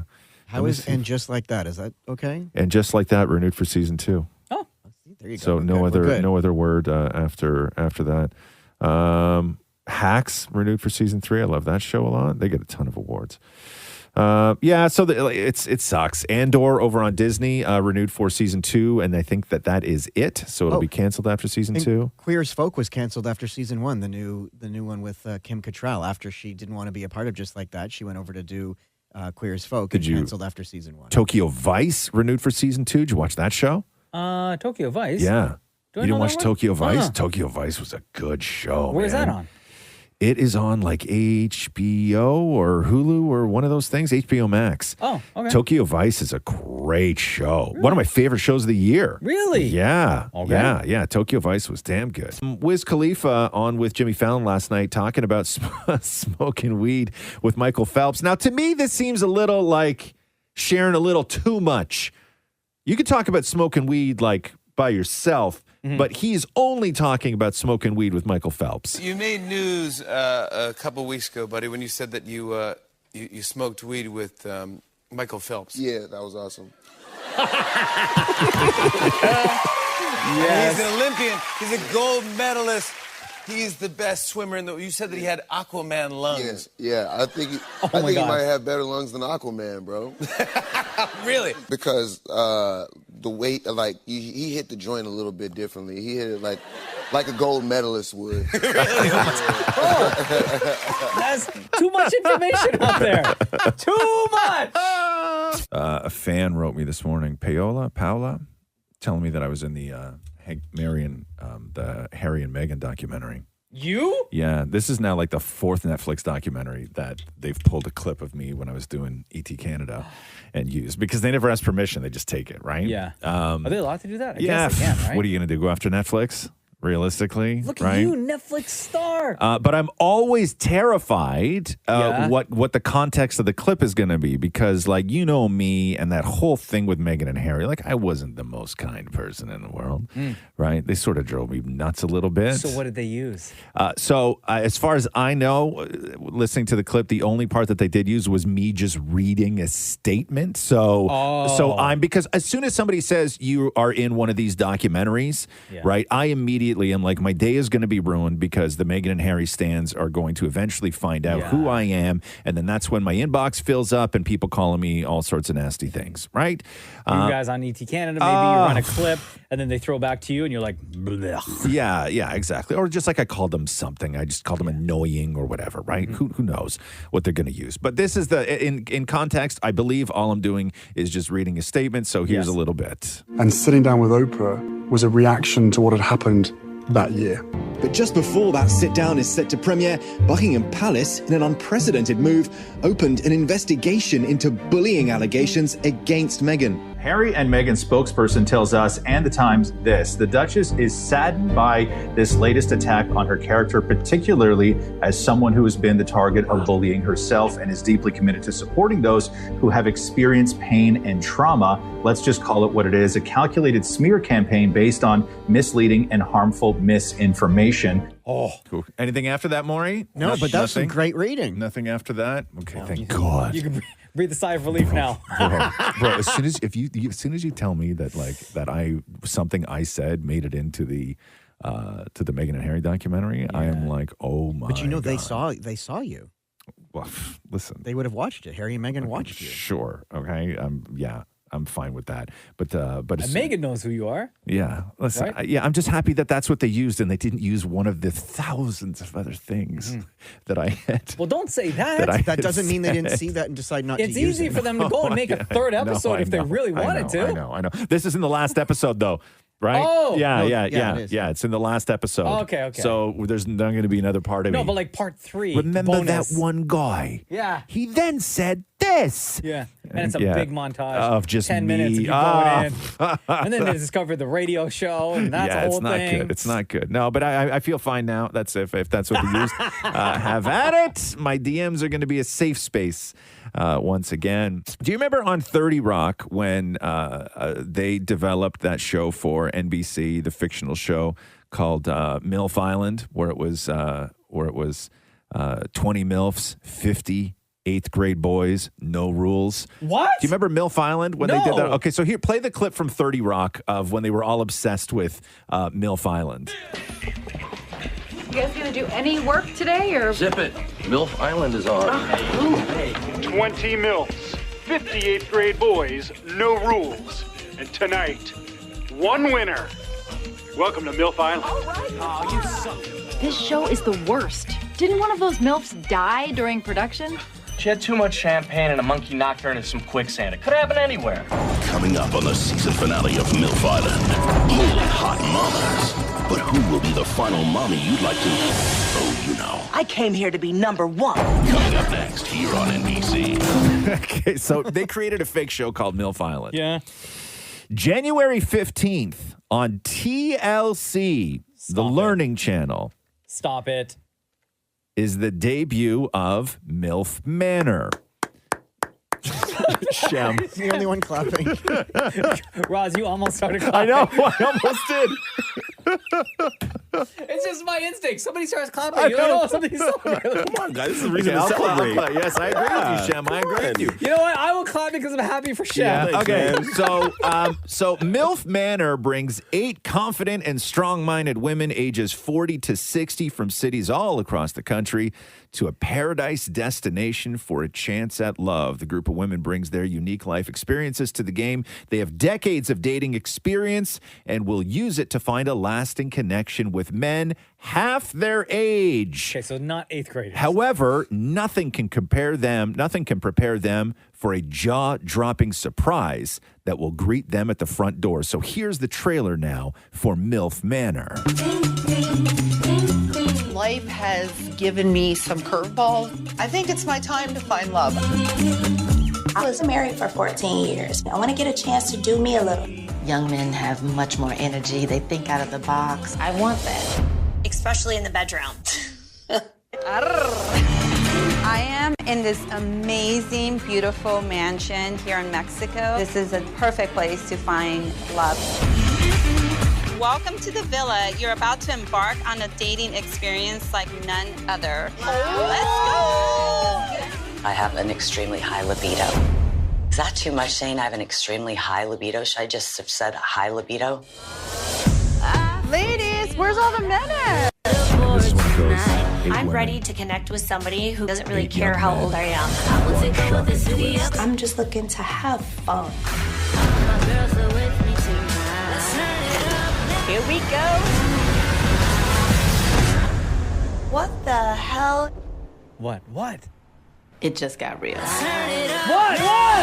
So What happens? So the what the hell is the reveal of the young men. Now, you want me to tell you what the speculation is? Yes. The So they don't show you in the speculation, trailer. they don't show you in the Oh, trailer. okay. I don't know if this is what the show is going to be. Okay. But the speculation is, and if it is right, this may be the greatest casting of a reality show ever because it must have been an unbelievable mountain to climb in order to do this.